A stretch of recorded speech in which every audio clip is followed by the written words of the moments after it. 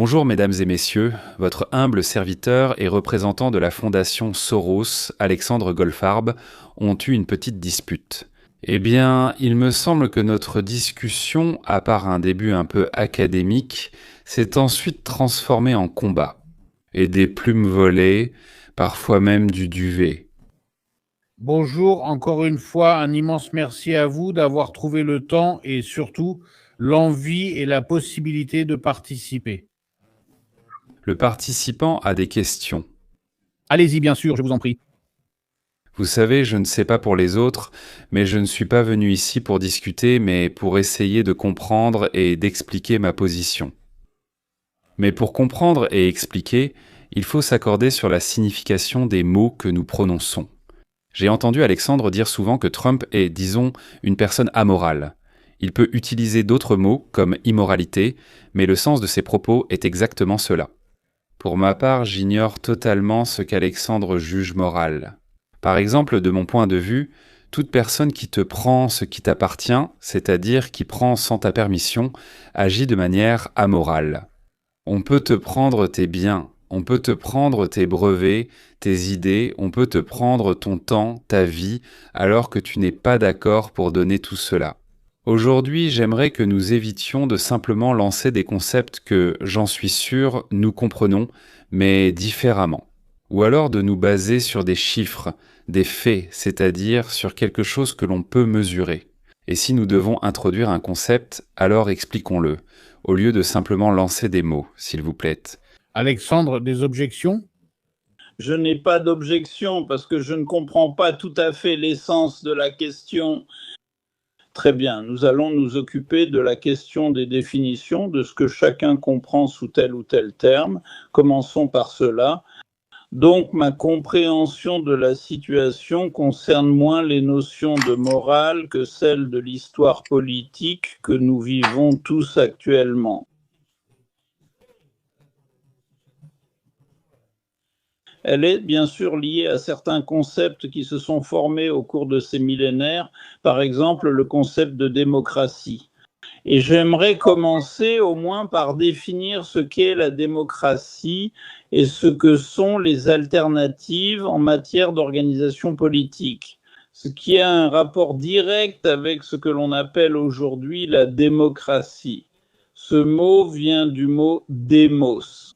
Malheureusement, à cause de ma proposition initiale, j'ai introduit une certaine académicité, mais je promets qu'elle ne sera présente qu'au début. Et quelque part, voilà, dans cette zone. Là-bas, je sais, vers la 13e ou 14e minute, ça va commencer à chauffer. Et pour être honnête, c'est moi aussi qui ai lancé tout ça.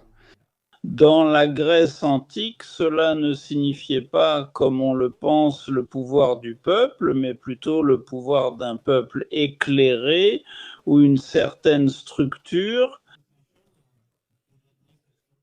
Contrairement au démos, à mon avis, je vois un autre concept de la Grèce antique qui s'appelle oklos, d'où vient le terme ochlocratie.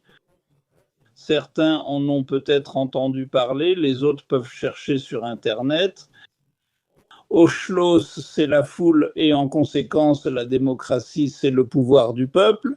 Le demos se distingue de l'ochlocratie qui est le pouvoir de la foule. La différence, c'est que dans le premier cas, il existe un certain système de règles auxquelles tous les participants du processus adhèrent. Le nombre de ces règles comprend les lois, les limitations du pouvoir, les droits des minorités, le droit à une discussion libre et certaines structures qui limitent les abus.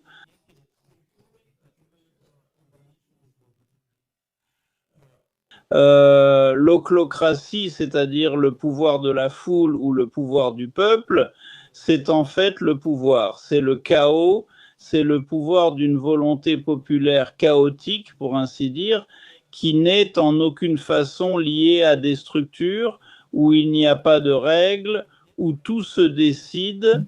Pour ainsi dire, celui qui crie le plus fort, c'est lui qui, pour ainsi dire, gagne l'amour des masses.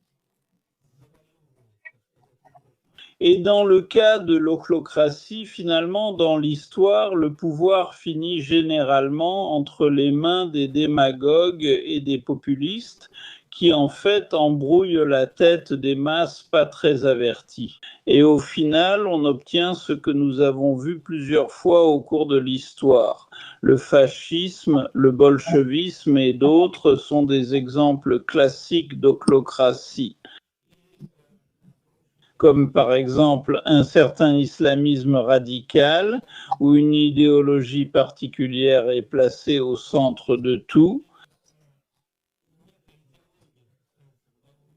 Et à l'aide de cette idéologie, les démagogues et les populistes prennent le contrôle, commencent à gouverner dans leur propre intérêt au détriment de la majorité, même si la majorité les soutient. Et je pense qu'en ce moment, l'Amérique se trouve à la croisée des chemins où des forces qui mènent à l'avènement du pouvoir de la foule gagnent, pour ainsi dire, en puissance. Désolé pour la tautologie. Et il se peut qu'au final, nous nous retrouvions dans une situation où la démocratie classique fondée sur les règles, la modération, la raison et, disons, une organisation sociale raisonnable et instruite cédera la place à ce chaos, au pouvoir de la foule. Cela n'est pas encore arrivé, mais pour ainsi dire, les actions des autorités américaines actuelles, incarnées principalement par Donald Trump et son mouvement, y conduisent. Cela ne signifie pas que ce sera ainsi. Au cours des dernières décennies, par exemple, de telles tendances se sont manifestées dans différents pays démocratiques, mais ils ont réussi d'une manière ou d'une autre à contenir cette tendance. Par exemple, si l'on se souvient d'un phénomène aussi triste dans l'histoire européenne que le Brexit, c'est-à-dire la sortie du Royaume-Uni de l'Union européenne, dont la majorité des Britanniques se repentent aujourd'hui, parce que ce fameux Brexit n'a rien apporté de bon au Royaume-Uni. C'est un exemple de la façon dont, sous l'influence de démagogues et de populistes, on a réussi, pour ainsi dire, à embrouiller l'esprit de la majorité, et la majorité a voté pour ce fameux Brexit. Ensuite, ils ont commencé à s'arracher les cheveux. Mais il est déjà impossible de revenir en arrière. La même chose se passe actuellement chez nous, en Amérique. Il y a des signes de la façon dont, sous l'influence de tendances populistes et démagogiques, des orientations et des décisions politiques manifestement nuisibles passent, pour ainsi dire.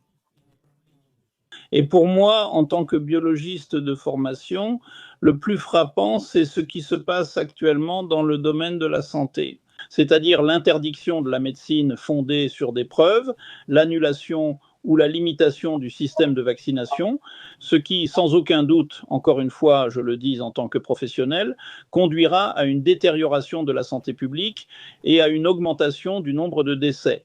Et tout ce dont l'humanité a réussi à se débarrasser il y a 100 ans, lorsque l'immunisation a été introduite, c'est un exemple, et il y a beaucoup de choses de ce genre qui se passent actuellement. Et tout cela se produit parce qu'avec les nouvelles technologies de l'information de masse, la majorité des personnes peu averties, disons-le ainsi, réussissent à se faire vendre, pour parler simplement, toutes sortes de théories du complot. Ainsi, ce sont les démagogues qui finissent au sommet. Encore une fois, on peut citer comme exemple notre actuel ministre de la Santé, Robert Kennedy, ou même Trump lui-même. Et, par conséquent, nous prenons de telles décisions ochlocratiques que cela peut conduire à ce qu'aux prochaines élections, à nouveau, un nombre important de personnes soutiennent ces orientations destructrices, disons, en politique. Et il dit que, eh bien, je vais probablement conclure là-dessus, parce que mon temps touche déjà à sa fin, je vais conclure sur ce point. Et il y a des tendances qui montrent qu'au moment où des changements décisifs se produisent, il est également possible, pour ainsi dire, que des actions violentes directes soient entreprises par les usurpateurs. Les autorités, comme nous l'avons vu lors de la tentative de coup d'État du 6 janvier 2021, quand donc une partie du Parti républicain, avec le soutien de cet élément oclocratique, autrement appelé le mouvement MAGA, ils ont tenté de prendre le Capitole par la force et d'imposer aux dirigeants politiques, disons, l'idée d'annuler les résultats des élections et de les remplacer par une prise de pouvoir par la force, y compris des actions violentes contre les représentants élus. La même chose se passe actuellement. Il m'est tout à fait évident qu'il se prépare à une telle prise de pouvoir par la force au cas où il perdrait les élections cette année et les prochaines élections présidentielles. Et un exemple d'une telle prise de pouvoir par la force est le récent raid du SDR contre la commission électorale en Géorgie dans le comté de Fulton, où tous les documents électoraux et les archives de 2020 ont été saisis. Et il a été déclaré au plus haut niveau que nous faisons cela afin de réexaminer à nouveau les résultats des élections dans le comté de Fulton pour soi-disant établir que ces élections ont été truquées. C'est en quelque sorte un essai ou un test de force. À ce à quoi nous devons nous attendre à la fin de cette année lors des élections de mi-mandat et lors des élections de 2028 lorsque la majorité des Américains, comme le montrent les derniers sondages d'opinion, décidera de jeter cette force politique aux oubliettes de l'histoire et votera contre elle. Je vais sans doute m'arrêter là. Merci Alexandre. Votre position est tout à fait claire. Le 5 juin 2025, vous avez dit que tout ce qui affaiblit l'Amérique est bénéfique pour Poutine, et donc Trump lui est avantageux. Donc j'ai regardé toutes les interviews et je n'y ai trouvé aucun fait qui prouverait l'affirmation selon laquelle Trump affaiblit l'Amérique. C'est-à-dire j'y ai trouvé de nombreuses affirmations répétées à plusieurs reprises. Jamais aucun chiffre ni preuve concrète n'a montré que Trump ait agi en faveur de la Russie au détriment des États-Unis. Parce que s'il fait quelque chose de bien pour les États-Unis et que c'est par hasard aussi bien pour la Russie, alors en quoi cela nous concerne-t-il ? Maintenant ? Donc ensuite, vous avez aussi dit qu'il restait dans le parti républicain des gens qui étaient mécontents, disons, de ses relations romantiques avec Poutine. Je comprends que vous ne vouliez pas dire sexuel. Voilà pourquoi Trump ne peut applaudir Poutine publiquement. Quel héros, soi-disant, il bombarde encore une fois l'Ukraine. Quel héros, soi-disant, il bombarde l'Ukraine, ce sont vos mots. Les mots d'Alexandre, le sens est que Trump aime que Poutine bombarde l'Ukraine. Trump ne peut pas l'exprimer ouvertement, mais ses actes le démontrent. D'une certaine façon, cela vous est devenu évident. C'est une position intéressante de cette personne. Trump a mis fin à plusieurs guerres, Arménie, Azerbaïdjan, Thaïlande, Cambodge, Congo-Rwanda. Autrement dit, en regardant ses actions, on peut dire qu'il arrête les guerres. Arrêter une guerre, c'est un acte moral. De mon point de vue, mettre fin au meurtre de personnes est une action positive. Il me semble que la réponse à une question signifie oui, il arrête la guerre, c'est un acte moral, c'est une action positive. Donald Trump a aussi organisé les accords d'Abraham, renforçant les liens commerciaux et diplomatiques au Moyen-Orient et réduisant le risque de guerre et de destruction d'Israël. Cette destruction existe toujours, quelque part. Donald Trump met fin aux guerres, il ne les commence pas. D'où vient l'idée dans la tête d'Alexandre que Donald Trump veut et applaudit Vladimir Poutine ? À mon avis, il n'aurait jamais dit une telle chose, et à quiconque bombarde n'importe quel endroit, y compris l'Ukraine, cela m'est totalement incompréhensible. Troisièmement, c'est encore une de vos interventions. Trump ne fait rien qui soit vraiment insupportable pour Poutine. Mais ici, il faut aborder la question un peu plus en détail parce que l'affirmation d'Alexandre, c'est que Trump ne fait rien qui pourrait nuire à Poutine. Pour la Russie, par exemple, j'ai une impression très différente. Analysons cela. Je vais maintenant aborder les affaires étrangères, et ensuite, au cours de nos questions-réponses, et surtout lors de notre courte conversation libre d'environ 15 minutes. Nous aborderons également la situation intérieure. Alors, commençons par, disons, le Venezuela. Après la destitution de Maduro, les États-Unis ont déclaré exercer un contrôle effectif sur le secteur pétrolier du Venezuela et ont clairement indiqué leur objectif: évincer la Russie, la Chine et l'Iran du pays. Les projets russes, les crédits et l'influence politique sont dévalorisés. Les experts disent que Moscou perd des milliards et une base dans l'hémisphère occidental. Le contrôle du Venezuela par les États-Unis ne profite pas à la Russie. Je ne parlerai d'autre chose pour l'instant. Moralement, Yebel n'en avait pas le droit. Avantageux ou non, je ne commente que sur ce qui est avantageux ou non. Peut-être qu'Alexandre pense que le fait que nous ayons pris de facto le contrôle du Venezuela, c'est avantageux pour la Russie. Parce qu'il dit que Trump ne fait jamais rien. Si la Russie va mal, alors d'une certaine manière, la Russie est neutre ou va bien. Cela signifie prendre ou neutraliser l'Iran. L'opération contre l'Iran est directement décrite comme une tentative de couper l'influence de la Russie dans la région. La perte d'un partenaire au Moyen-Orient affaiblit Moscou face aux sanctions, rendant la neutralisation de l'Iran très désavantageuse pour la Russie. C'est donc l'opposé de ce qu'Alexandre disait dans une dizaine d'interviews. Passons maintenant à l'OTAN. Trump est arrivé à l'OTAN lors de son premier mandat et a dit « Si vous sabotez nos décisions et que vous ne payez même pas 2% de votre budget, donc pour l'armée, pour défendre vos propres pays, alors j'arrêterai de vous protéger, allez vous faire voir, vous ne remplissez pas, pour ainsi dire, vos obligations et je ne remplirai pas les miennes. » Qu'est-ce qui s'est passé ? Les pays de l'OTAN ont rapidement augmenté leur budget de défense. D'ici 2024, 2025, 22 pays ont atteint le seuil de 2% du PIB. Trump est revenu une deuxième fois. En 1947, il a vu que les Européens dépensaient pesé pour le social plutôt que pour la guerre. En même temps, il compte sur la chance en espérant que les Américains dépenseront assez d'argent pour protéger non seulement l'Amérique, mais aussi eux. Trump estime que la situation en Europe rappelle celle de l'Ukraine, qui selon lui ne se préparait pas à la guerre avec la Russie, agissait de façon provocante et détournait le budget.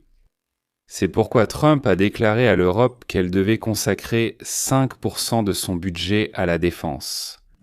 Autrement dit, Trump a fait plus pour l'OTAN que quiconque dans le monde actuel, c'est lui qui a restauré l'OTAN. C'est exactement le contraire de ce qu'Alexandre dit. Il le reconstruit, il transforme une organisation amorphe, incapable de se défendre elle-même, en une force de combat puissante et opérationnelle. Le secrétaire général de l'OTAN lui-même l'a déjà confirmé à plusieurs reprises. Le renforcement de l'OTAN, l'effort de l'OTAN et le réarmement ne sont clairement pas avantageux pour la Russie. J'ai une question pour Alexandre, il a déjà commencé à y répondre, c'est juste une question. Si vous pensez que Donald Trump n'a rien fait de mal au régime du Kremlin, alors cela signifie que ce que je viens de vous raconter est bénéfique pour le régime du Kremlin, bon pour la Russie, pour le Kremlin personnellement, pour Vladimir Vladimirovitch. Parce que si vous ne le saviez pas, ce que je viens de raconter, alors je suis très content que nous soyons réunis ici, j'ai pu vous en parler. Alors, pensez-vous toujours que Donald Trump n'a rien fait pour contrarier ou offenser Vladimir Poutine, ou bien, disons, votre opinion a-t-elle un peu changé ? Merci beaucoup. Merci beaucoup, Léon. Eh bien, justement, je pense que nous passons à l'étape suivante. Les propos introductifs et les positions des participants d'aujourd'hui sont clairs. Passons donc aux questions. Et justement, Léon a posé la première question à Alexandre. Alexandre, s'il vous plaît, vous répondez, puis vous pourrez poser votre question à Léon. D'accord. Commençons par le fait que, à mon avis, Trump se trouve entre deux feux. D'un côté, il a une sympathie et une bienveillance tout à fait évidentes envers Poutine et son régime, comme envers de nombreux régimes autocratiques et répressifs à travers le globe, et une aversion pour l'Europe démocratique et libérale. Cela a été dit à de nombreuses reprises dans toutes sortes de documents programmatiques, de discours et de déclarations, à commencer par le célèbre discours de J.D. Vance à la conférence de Munich jusqu'au dernier discours de Trump à Davos. Il est tout à fait évident qu'il n'a aucune sympathie pour les principes sur lesquels est fondée la démocratie libérale de l'Europe occidentale en général, et il n'a jamais critiqué les régimes répressifs comme celui de Poutine, par exemple. C'est la première chose. Et donc, d'un côté, il éprouve une sympathie évidente pour ces personnes, pour ces régimes, parce qu'ils correspondent en général à sa propre vision de la manière dont la politique des pays devrait être organisée. D'un autre côté, il a, pour ainsi dire, hérité des générations précédentes une situation où, objectivement, du point de vue des intérêts et, pour ainsi dire, des conséquences à long terme, les intérêts de l'Amérique et de tout le monde libre sont en contradiction avec les intérêts des régimes autoritaires et antidémocratiques. Il doit aussi prendre en compte l'opinion publique, l'histoire et l'establishment politique, y compris l'establishment de son propre parti. Si l'on met de côté ce mouvement populiste en Amérique, ils se trouvent en fait clairement sur une position pro-démocratique. Disons que si nous regardons la tradition laissée par des personnes comme Ronald Reagan ou John McCain, ainsi que ceux qui se disent aujourd'hui leurs partisans, ils sont en profond désaccord avec Trump sur les questions de politique étrangère. C'est pourquoi, se trouvant dans ce tunnel entre deux tendances fondamentalement incompatibles, Trump est obligé de manœuvrer. Je dirais que je n'ai absolument rien contre le fait que l'Amérique utilise sa puissance et son influence dans le monde pour promouvoir ses propres intérêts. Mais seulement dans la mesure où l'Amérique est une démocratie, un pays démocratique où les mécanismes de la démocratie libérale fonctionnent. C'est ce dont je parlais au tout début, c'est-à-dire tant que l'Amérique fonde sa politique étrangère sur son organisation interne et apporte dans le monde les principes de la démocratie. Je ne vois rien de mal à ce que l'Amérique, pour ainsi dire, utilise ses ressources et ses capacités pour promouvoir cette politique ou cette tendance à l'échelle mondiale. Mais l'exemple le plus frappant est le rôle de l'Amérique dans la lutte contre le nazisme allemand pendant la Seconde Guerre mondiale, lorsqu'il était tout à fait évident que sans l'Amérique, rien de bon n'aurait pu se passer là-bas. Et il aurait été absurde d'exiger, disons, en 1943 ou en 1942, que la France, le Royaume-Uni ou d'autres pays européens apportent la même contribution à la lutte contre Hitler que celle apportée par l'Amérique. Au contraire, à l'époque comme après la guerre, ce sont les contribuables américains qui finançaient la lutte des pays libéraux et démocratiques contre la tyrannie communiste. C'est la même chose qui se passe aujourd'hui. L'Europe, bien sûr, doit aussi veiller à sa propre sécurité et l'Ukraine encore plus. Mais soyons honnêtes, sans l'Amérique, rien de tout cela ne sera possible. Ne serait-ce que pour la simple raison qu'en Europe, on ne sait pas fabriquer ces armements et qu'il n'y a pas d'armée comparable à celle des États-Unis. C'est pourquoi l'Amérique porte sans aucun doute une responsabilité historique et, disons, idéologique d'utiliser sa puissance et d'intervenir dans les affaires de l'humanité, parfois par la force, mais encore une fois, dans la mesure où l'Amérique reste un pays démocratique en son sein. Au moment où l'Amérique deviendra l'un de ces régimes. Et maintenant, je pense qu'on s'en approche et cela ne sera guère différent du régime de Poutine ou de celui de l'Arabie saoudite. Alors tout cela perd tout son sens. C'est pourquoi je pense que oui, l'Amérique doit participer, elle doit payer, c'est en quelque sorte son sens historique, et la génération d'Américains, qu'ils soient de droite ou de gauche, le comprenaient parfaitement. Et personne, je le rappelle, seuls des cercles d'extrême droite très marginaux s'opposaient au pré-bail à l'époque ou au plan Marshall, car le but du pré-bail était de s'opposer à Hitler et le but du plan Marshall était de s'opposer à Staline. Voilà, si l'on parle d'histoire. Maintenant, Israël et les accords d'Abraham ont été mentionnés. Je n'ai rien à contester ici. Je pense que c'était une politique américaine très juste et raisonnable. Stimuler ou exploiter l'animosité de tous ces mêmes Arabes afghans,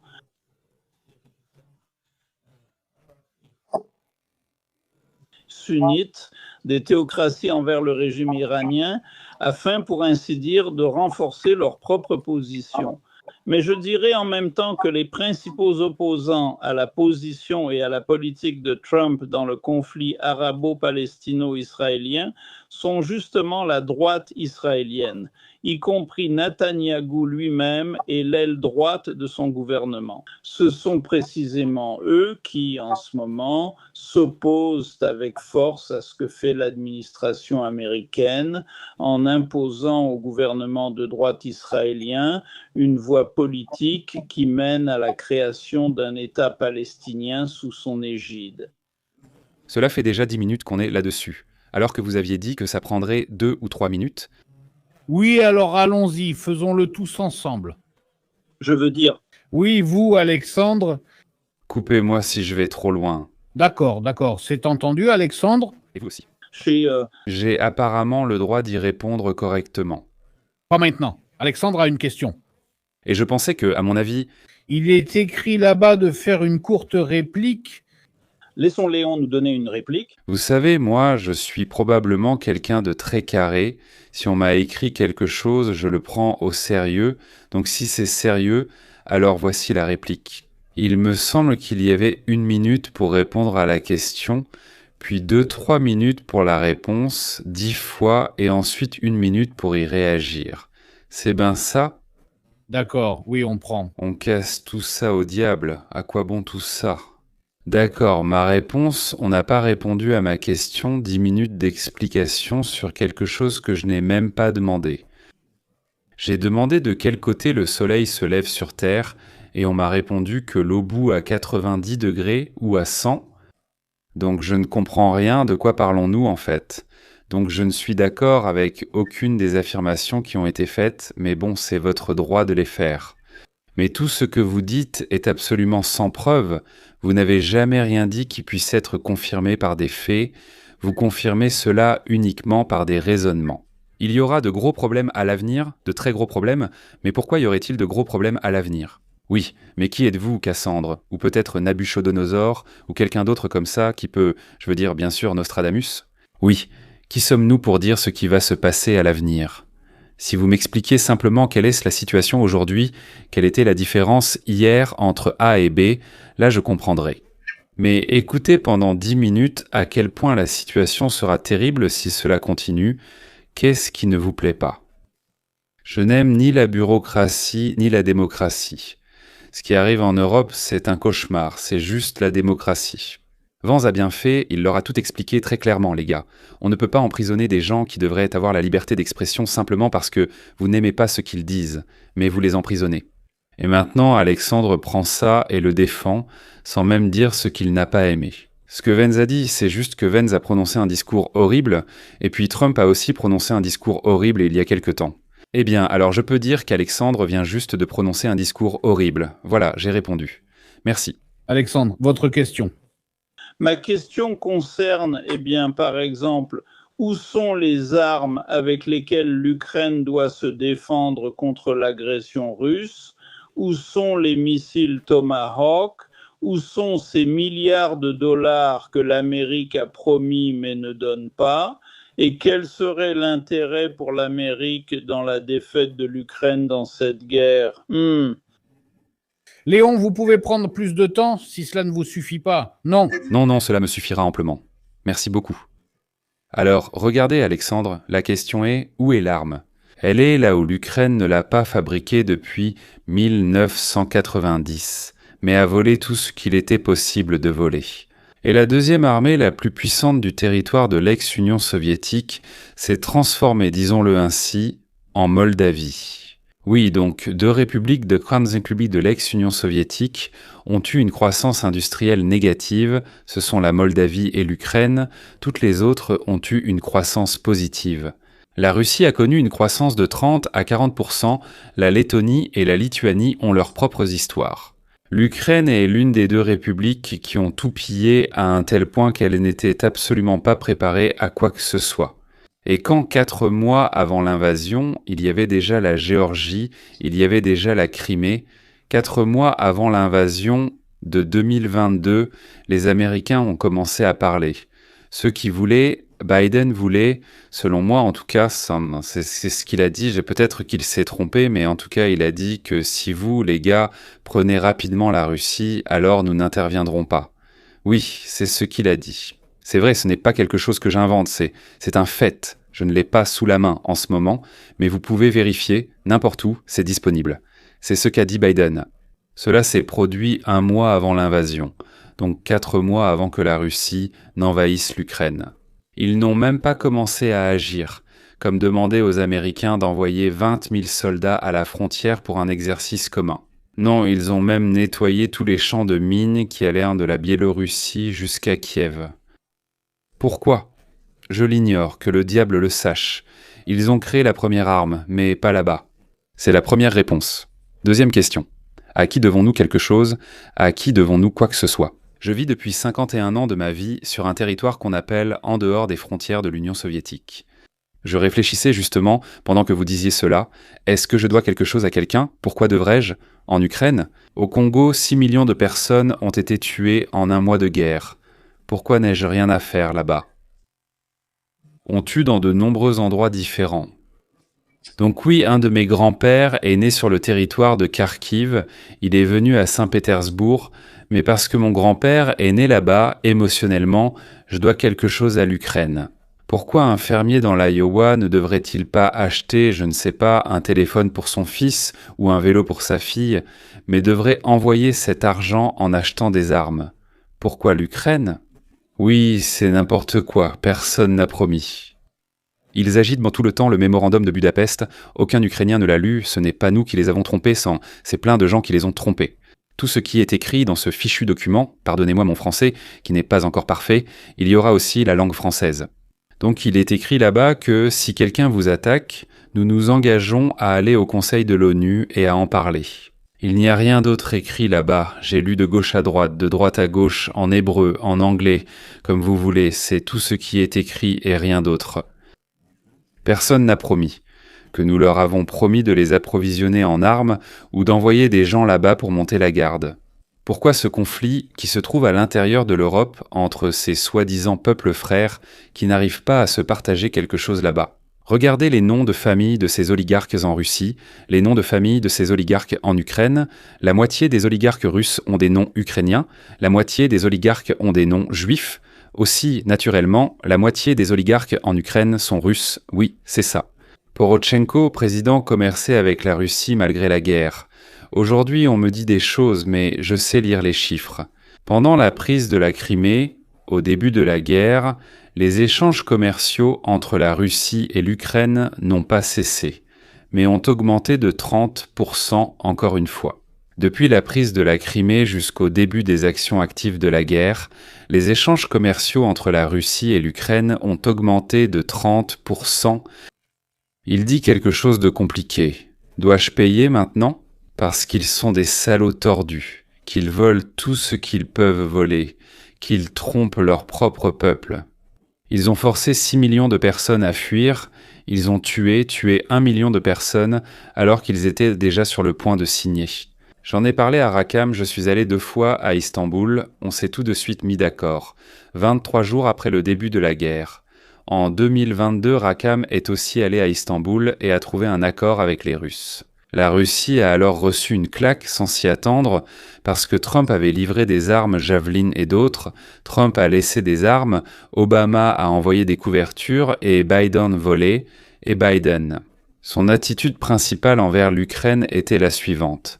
Si vous ne virez pas immédiatement le procureur général d'Ukraine, qui enquête sur mon fils, qui vole évidemment sur le territoire ukrainien, alors je ne vous donnerai pas le milliard que l'Amérique vous a promis.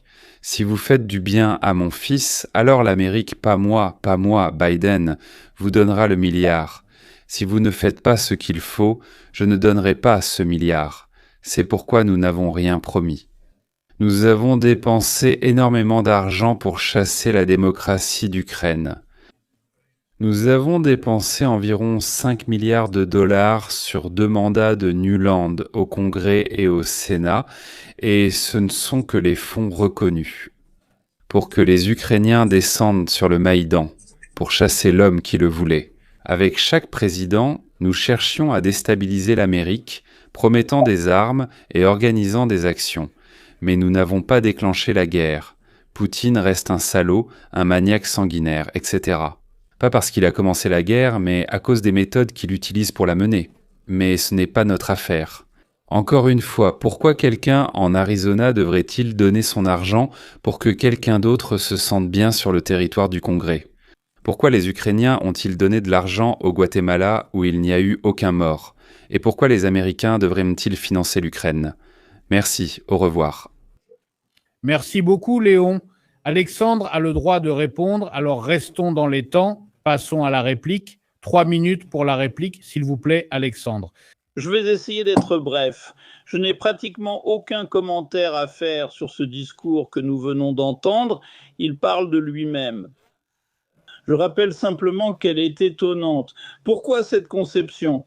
Cela rappelle les discours des politiciens de droite des années 40, 41, 42, lorsqu'ils s'opposaient à l'entrée des États-Unis dans la Seconde Guerre mondiale et à l'aide apportée à la Grande-Bretagne et à l'Union soviétique dans la guerre contre Hitler. La guerre aurait été perdue. Donc, pour savoir qui a dépensé combien d'argent pour aider l'Ukraine et pour les armes, il suffit de regarder, d'aller sur Google et de vérifier.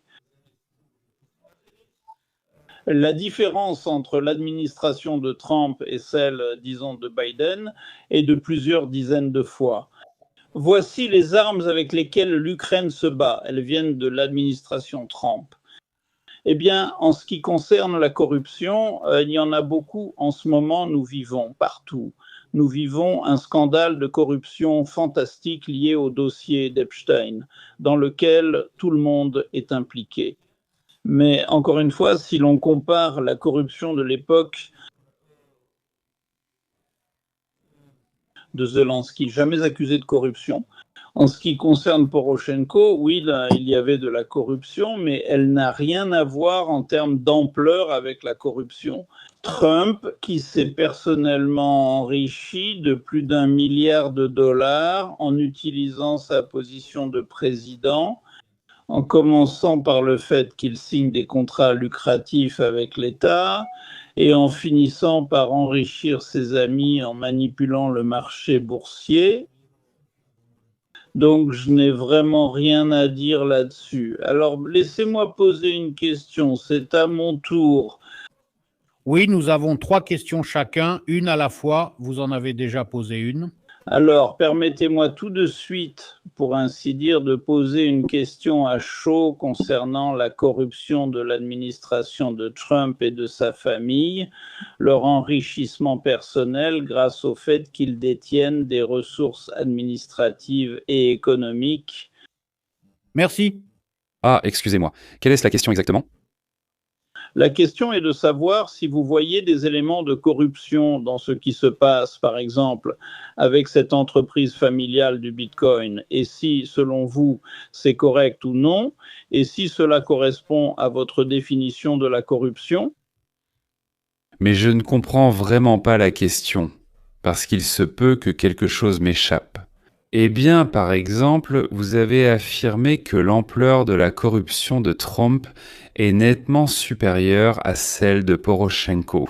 C'est-à-dire que vous connaissez le montant d'argent volé par Trump et celui volé par Poroshenko. Comment, d'où tenez-vous cette information? Je veux dire, vous êtes la seule personne au monde à le savoir. Deuxièmement, Trump s'est enrichi d'1 milliard lors de son premier mandat. Eh bien, en résultat de son premier mandat, il s'est enrichi d'1 milliard. Là, je dois dire que les chiffres ne vous soutiennent pas. La fortune de Trump, au moment où il a quitté sa première présidence, était estimée à 2 milliards de moins que lorsqu'il est arrivé au pouvoir. Et beaucoup ont écrit à ce sujet. La presse de gauche en parle avec sarcasme, et la droite dit « Regardez, tous les présidents… » Par exemple, Obama quitte le pouvoir, 2 mois passent, et soudain, il a 100 millions de dollars sur son compte de 0 à 100 millions. Mais pourquoi faire? Eh bien, il y a tout un tas d'organisations, pour ainsi dire, dont on ne comprend pas vraiment, disons, on ne comprend pas pourquoi. Il a reçu 100 millions de dollars provenant de 3 sources différentes. Maintenant, parlons de Gore. Après avoir quitté le pouvoir, il a amassé 200 millions de dollars en 2 ans, payés pour certaines affaires. Trump a quitté le pouvoir avec 1 milliard de dollars en moins. Ce que vous dites me rappelle quelqu'un disant « Ivanov a gagné au football ». Non, il a perdu pas au football, mais aux préférences. Et ce n'était pas Ivanov, mais Raminoric. C'est l'inverse. Trump n'a pas gagné 1 milliard, il a perdu 2 milliards. Et maintenant, ce sont des chiffres que vous pouvez vérifier tout à fait facilement. Si vous me donnez 30 secondes, je vais tout de suite les sortir et tout vous donner. Maintenant. Ensuite, il y a eu une déclaration totalement infondée, c'est simplement votre accusation.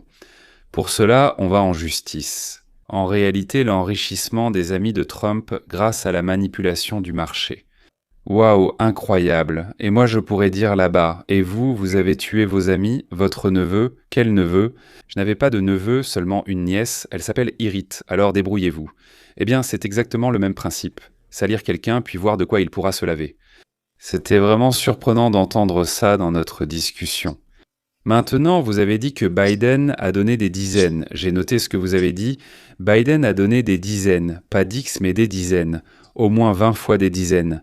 Donc 2 dizaines, 1 million ou plus. Biden a donné 20 fois plus d'armes que Trump. Je vous demande pardon, d'où tenez-vous cette information? Ou bien vous l'inventez au fur et à mesure, ce qui est le plus probable, ou alors vous utilisez des sources complètement fantaisistes. Mais qu'est-ce que vous racontez? Qu'est-ce que vous dites là? 20 fois plus. Mon Dieu, alors maintenant, venons-en au fond de votre question, pour qu'on ne me dise pas que je n'y ai pas répondu.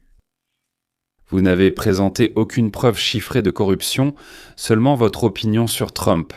Moi, j'y suis très favorable. Vous savez pourquoi? Parce que je ne la vois pas. Si vous la voyez, montrez-la et dites-le, au lieu de jeter de la boue en espérant que quelque chose reste collé au mur. Merci Léon, Alexandre. Vous pouvez faire une courte remarque, puis la question sera pour Léon. Eh bien, en ce qui concerne les armes, l'administration Biden les a attribuées à l'Ukraine.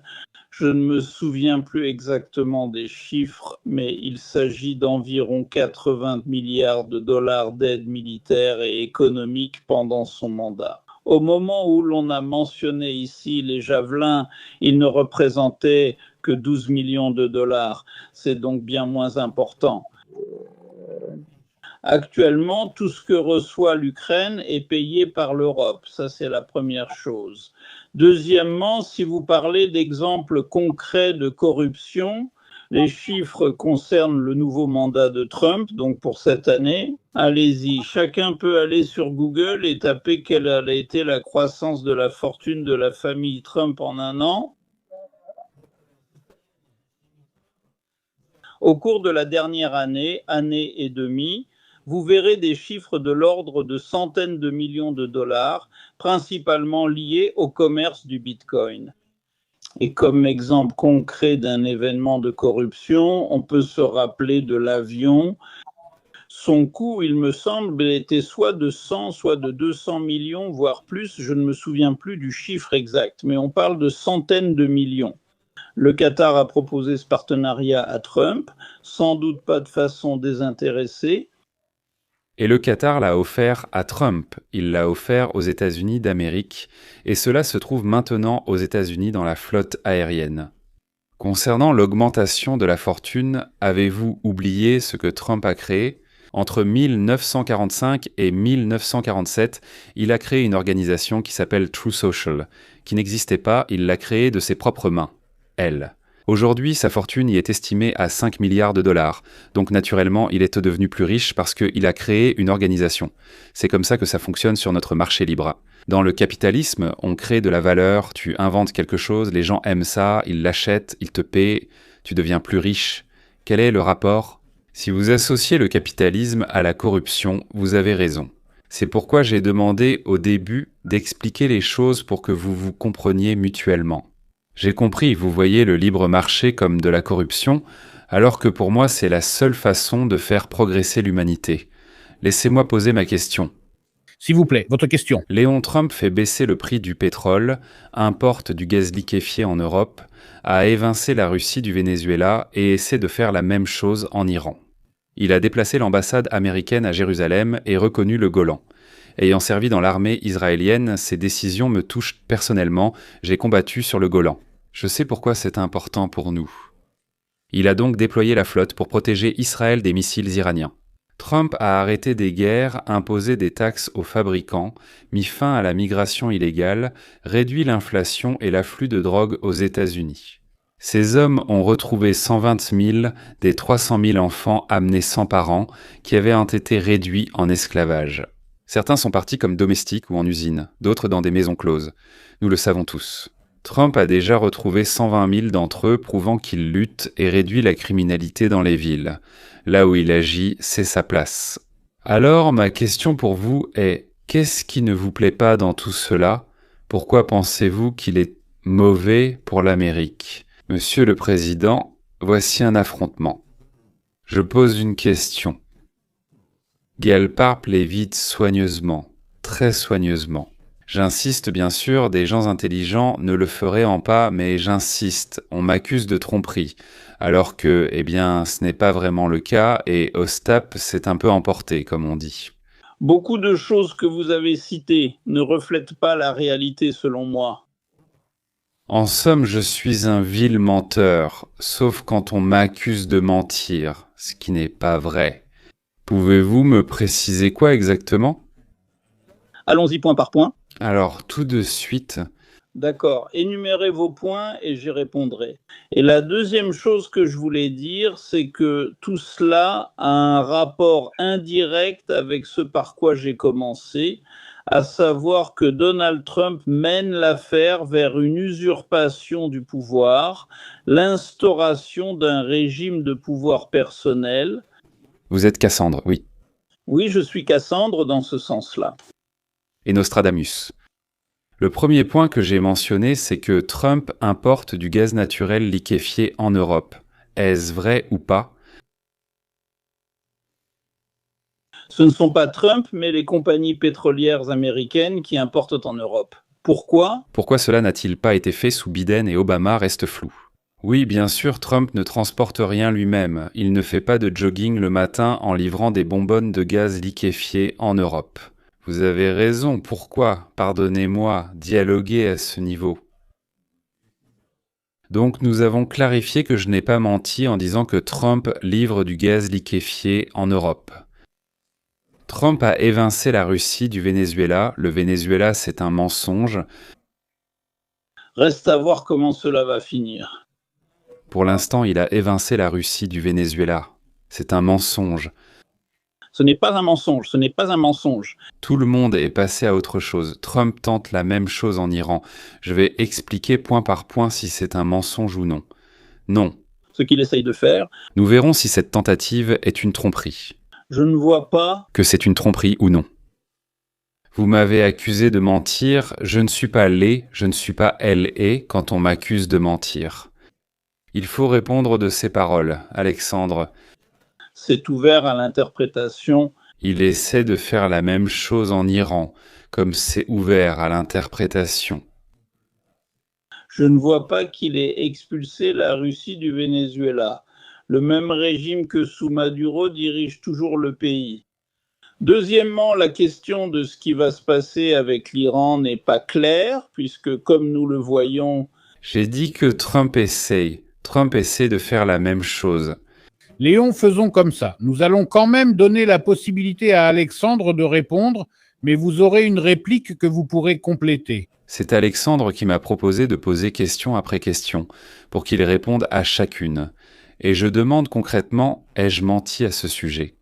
Et Alexandre recommence à dire, ce ne sera pas comme ça.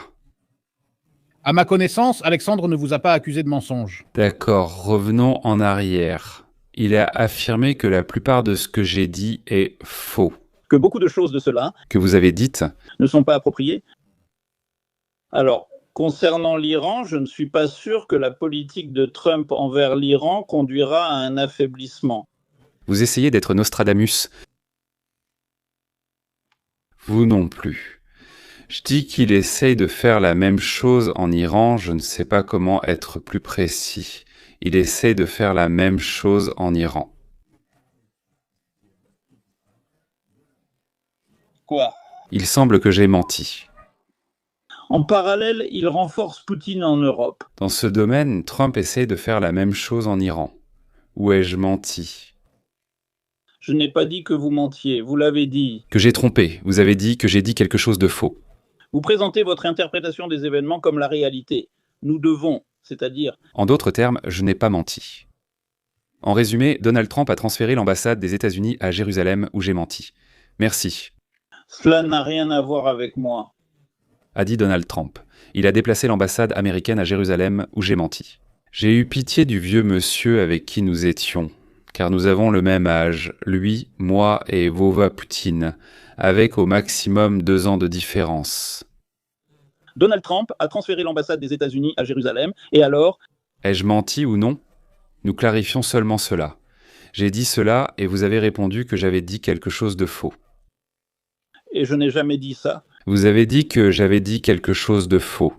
La plupart de ce que Léon vient de dire, vous ne l'avez pas dit. Léon, ce qu'il vient de dire était faux. J'ai noté vos paroles. Pourquoi je dis cela? Ce n'est pas conforme à la réalité. Il a traduit, je suis d'accord avec ce qu'il a traduit. L'ambassade, je suis d'accord. Il a reconnu Hollande. Où est le mensonge? À suivre. Encore une fois, Il a reconnu les Pays-Bas. d'accord? Il a reconnu les Pays-Bas, continuons. Il a reconnu les Pays-Bas. Oui, non. Est-ce que j'ai menti ou pas? Trump a reconnu les Pays-Bas. Il a reconnu, d'accord. Donc je n'ai pas menti. Vous admettez que vous vous êtes trompé. Je n'ai pas menti. Trump a envoyé la flotte pour défendre Israël face aux missiles iraniens. Où ai-je menti? Oui, mais quel lien avec la relation avec Poutine? Vous m'avez dit que j'ai menti, je n'aime pas qu'on me dise ça. Vous avez dit ce que vous avez dit, alors s'il vous plaît, défendez votre position. Voilà, c'est tout. Je m'excuse de vous avoir accusé de mentir. Je me suis trompé. Vous avez cité tout ce qui précède comme preuve que Trump est un ennemi. Vous m'accusez de mentir. Laissez-moi finir ma phrase. Allez-y. Léon, nous laissons Alexandre répondre, puis ce sera votre tour. Vous avez énuméré énormément de choses qui n'ont pas de lien direct avec l'affaire pour prouver que Trump est un ennemi de Poutine et qu'il ne renforce pas sa position. J'affirme que Trump, en faisant beaucoup de ce qu'il fait, non seulement lutte contre Poutine, mais l'aide aussi. C'est international. C'est très intéressant, vous ne trouvez pas? Ai-je mentionné la position de Poutine? Ou bien Goldfarb ment encore? J'ai noté la question, laissez-moi la répéter. Et je n'ai trouvé le mot Poutine nulle part. Rien de ce à quoi vous avez essayé de répondre à l'instant. Je n'ai rien trouvé de tout cela. Vous savez, cette conversation commence déjà à me réjouir, parce qu'elle, malheureusement, me confirme mon observation sur toute cette soi-disant élite intellectuelle qui est venue d'un certain endroit. Donc j'ai dit 100%, j'ai écrit sur mon écran ce que j'ai dit, je répète ce que j'ai dit, le mot Poutine. Il n'y avait pas ces absurdités inventées plus tard. J'ai posé une question. Trump fait baisser le prix du pétrole, ce qui, à mon avis, est vrai. Trump importe du gaz liquéfié en Europe. Trump a chassé la Russie du Venezuela. Trump essaie. Trump fait la même chose en Iran. Trump a transféré l'ambassade des États-Unis à Jérusalem. Trump a reconnu le Golan. Trump a envoyé la flotte pour protéger Israël contre les missiles iraniens. Quel rapport tout cela a-t-il? Avec quoi? On m'a dit. Puis-je poser une question? Merci. Pourquoi n'ai-je pas le droit? Je ne veux pas poser de questions sur Poutine. Je veux poser une question sur autre chose. Ne répondez pas que cela n'a rien à voir avec Poutine. Qu'ils dorment ensemble dans n'importe quelle position, peu importe. Moi j'ai dit que Trump a arrêté plusieurs guerres. Trump a baissé les impôts des producteurs, stoppé l'immigration illégale, réduit l'inflation et limité l'entrée de drogue aux États-Unis. Ses équipes ont trouvé 120 sur 300 000 enfants importés, donnés en esclavage. Certains sont allés travailler comme domestiques dans des usines, d'autres ont été envoyés dans des maisons closes.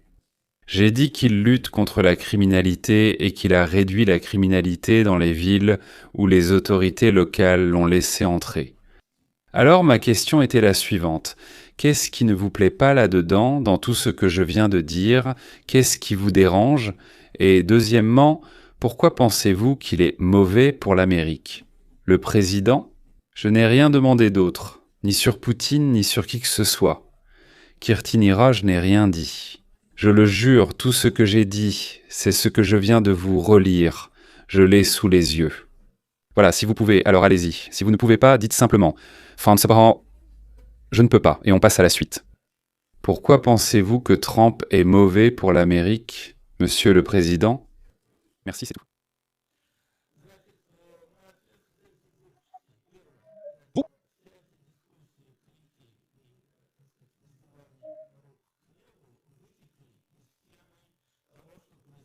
Léon Weinstein. Motnen, tout a commencé là, sous-titre d'Ima Torzok. Eh bien, on a pitié de lui, et en même temps, non. Je dirais même que c'est plutôt gênant. C'est embarrassant de regarder. Oui, et vous imaginez à quel point ça a dû être horrible pour lui. Premièrement, ensuite, je pense que Trump est un mauvais président car l'économie décline. Parce que le plus important, c'est qu'il affaiblit l'Amérique sur la scène mondiale et surtout, il mène le pays vers l'usurpation du pouvoir et l'instauration d'un régime de pouvoir personnel. Voilà tout le problème. En ce qui concerne l'immigration, c'est une question particulière. Il faut mettre l'immigration sous contrôle, mais pas de la manière dont il le fait, à savoir en violant toutes les lois imaginables et inimaginables qui protègent les droits de l'homme, la liberté d'expression et ainsi de suite.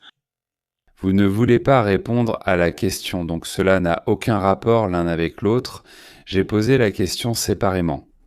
Comme on dit en Amérique, Nous avons ce que nous savons faire. Alexandre a répondu « Je réagis, vous avez dit que je peux réagir, je réagis, je réagis ».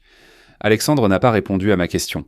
Il a encore inventé quelque chose, affirmant que cette question vient d'une autre, et moi j'ai déjà oublié son origine. Je pense que c'est sûr. Des choses séparées. De toute façon, nous y reviendrons encore. Je pense que ce sera plus clair. De toute façon, nous y reviendrons.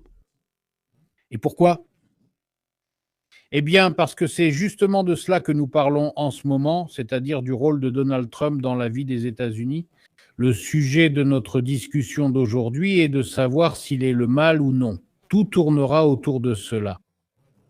À mon avis, vous déformez aussi les faits. Je déforme les choses? Bien sûr. Alexandre vient de dire que cette question découle de quelque chose, et il a inventé de quoi elle découle. Non, je dis Que c'était une question complètement distincte, qui a un rapport concret avec le fait que Trump soit mauvais ou non. C'est exactement ce que j'ai demandé, je rappelle, j'ai demandé... Alexandre a répondu comme il a répondu, Léon? Vous croyez le président? Oui, que sa réponse vous convienne ou non, c'est une autre question. Mais Alexandre a très bien répondu. Sauf erreur, ma brève réplique que vous avez ajoutée aux règles de conduite était la suivante. Je pense qu'Alexandre a évité de répondre en commençant à dire que, apparemment, je ne crois pas...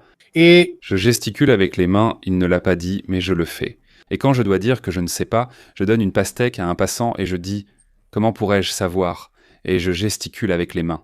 vous avez compté comme ça, n'est-ce pas? Alexandre n'a pas répondu, s'il vous plaît. Alexandre ne pouvant pas le faire, vous devez absolument le défendre. Non, je ne défends personne. Non ou oui. La question est oui ou non. Vous demandez à moi ou à Alexandre? Vous venez de dire non. Tout de suite après, j'ai dit quelque chose, vous avez répondu non. Donc je demande non à quoi vous répondez. À qui vous posez la question? C'est à Alexei que vous... À vous, vous venez de dire j'ai dit quelque chose, vous avez répondu non. Non à quoi? L'animateur. Il ne boite même pas. Oui, il est sans jambes, c'est le droit de Radio Vera de le faire asseoir. En tant que modérateur, eh bien, on aurait pu dire, ou j'aurais pu refuser, mais j'ai accepté, oui, mais finalement la barre était, eh bien, vraiment très basse. Oui, il intervient de la même manière que les modérateurs sur CNN, en jouant le jeu. Il se met en avant pour protéger soit lui-même, soit quelqu'un qu'il a choisi de défendre contre l'attaquant. Donc sa cote de maille est juste un peu courte, mais sinon c'est très similaire et en fait c'est vraiment amusant. Je commence déjà à ne plus comprendre à quoi j'ai répondu non. Je ne sais pas non plus, vous avez juste refusé. On continue alors. Comme vous, l'animateur, pas moi. Non, je veux dire, on va continuer. Je ne comprends juste pas ce que vous me demandez, ce qui n'est pas le cas. Étonnant, il me semble que c'est vous qui avez refusé. Non, d'accord, j'ai dit non. Notre discussion, au lieu de parler des faits, s'est transformée en ceci. Léon, c'est vraiment une discussion, mais c'est au spectateur ou à quelqu'un d'autre de juger cette discussion. Ce qu'Alexandre dit, c'est ce qu'Alexandre dit. Que cela vous convienne ou non, ou au contraire, comme on dit, c'est déjà votre droit de formuler cela en vous-même, comme il vous semble. Avez-vous compris? Pas moi. Eh bien, c'est tout. Voilà ce que je voulais dire, c'est merveilleux. Alors, je demanderai à Alexandre, dans sa prochaine intervention, d'expliquer ce que cela signifie que l'économie est en baisse, pourquoi, d'où il tient cela, est-ce qu'il a voyagé dans le futur et appris que Trump va usurper ou prévoit d'usurper le pouvoir. Et donc que l'émigration doit être arrêtée d'une manière différente à laquelle personne n'a pu penser au cours des 50 dernières années. Alexandre, je sais comment il faut arrêter l'émigration illégale, si Trump agit mal. Il y a donc 3 questions à la fois avant que je n'y réponde. Je voudrais, pour ainsi dire, rappeler une vieille expression venant de Tmovikov, à savoir « Jupiter, tu es en colère, donc tu as tort ». Eh bien, Pour moi, c'est une expression stupide. mais c'est ainsi qu'elle se transmet. Des bêtises, il y en a toujours eu. Nos ancêtres en disaient autant, voire plus avec plus de temps. D'accord, donc je ne fais que constater les faits en me rappelant cette phrase. Donc, à propos du fait que l'économie est en déclin, en lien avec le fait que, selon les sondages auprès des Américains, la majorité estime que leur situation matérielle s'est détériorée, que le coût de la vie augmente, que, pour ainsi dire, les prix des biens de consommation courante augmentent. Et ils ne voient aucune satisfaction à l'égard de la politique économique de l'administration Trump. Qu'est-ce qu'il y avait en deuxième? Vous avez posé 3 sujets. Le premier point, c'était l'économie est en déclin. D'où cela vient-il? Comment avez-vous réussi à pénétrer dans le futur et à savoir que Trump essaie d'instaurer une dictature? C'est très simple parce que nous avons déjà eu une tentative de coup d'État le 6 janvier 2021, lorsque des foules de cette populace, pour ainsi dire, ont tenté de prendre d'assaut le Capitole et d'imposer au pays un résultat électoral illégitime qui, d'après eux, avait été volé. Ces personnes ont été arrêtées et Donald Trump les a graciées donnant ainsi un signal aux futurs assaillants que de telles actions, des tentatives de coup d'État par la force dans le pays, resteraient impunies. C'est la première chose. La deuxième, c'est que contrairement à ce qui s'est passé le 6 janvier 2021, excusez-moi, la prochaine fois que Donald Trump a gracié, donnant ainsi un signal aux assaillants que de telles actions, des tentatives de coup d'État par la force resteraient impunies, c'est la première chose. Il ne sera pas possible d'empêcher cette tentative de coup d'État.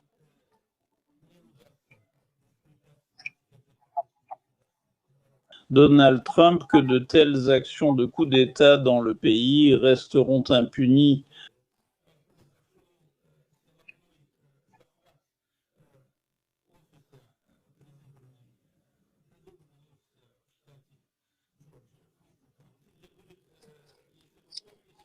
Premièrement, ce même comté, ce même Gravestock, où, quand, où cela s'est-il passé?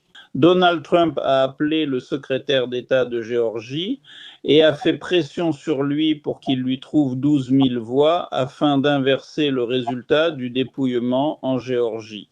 Le sujet même du fait que les élections,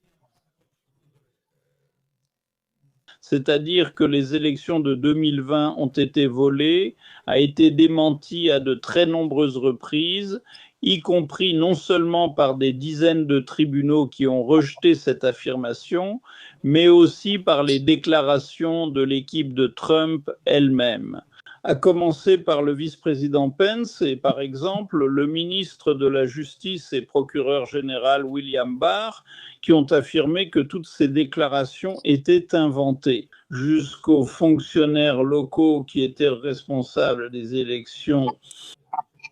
Et enfin, pour ainsi dire, le dernier symptôme indiquant que l'on se dirige vers l'instauration d'un régime de pouvoir personnel est lié aux récentes déclarations de Trump, faites littéralement hier ou avant-hier. À propos de ce qu'il veut, et comme nous le savons, quand il veut quelque chose, il essaie de l'obtenir si on ne lui résiste pas, ce qu'il veut. Comme il l'a dit, analyser les élections dans ces mêmes États où il a perdu la dernière fois, dans ces 15 États où il a perdu la dernière fois. Il ne les a pas nommés, mais tout le monde sait qu'il s'agit de ces États. Et la nationalisation des élections signifie retirer aux autorités locales le contrôle de l'organisation des élections qui leur est garanti par la Constitution et le transférer au gouvernement fédéral. Il a même dit non pas au gouvernement fédéral, mais au parti républicain. Voilà, c'est tout. C'est cela qui me fait penser que Donald Trump s'engage dans une politique délibérée vers une prise de pouvoir violente et anticonstitutionnelle. Au cas où il perdrait ou si son mouvement perdrait la prochaine élection. C'est la deuxième question. Il y en avait une troisième.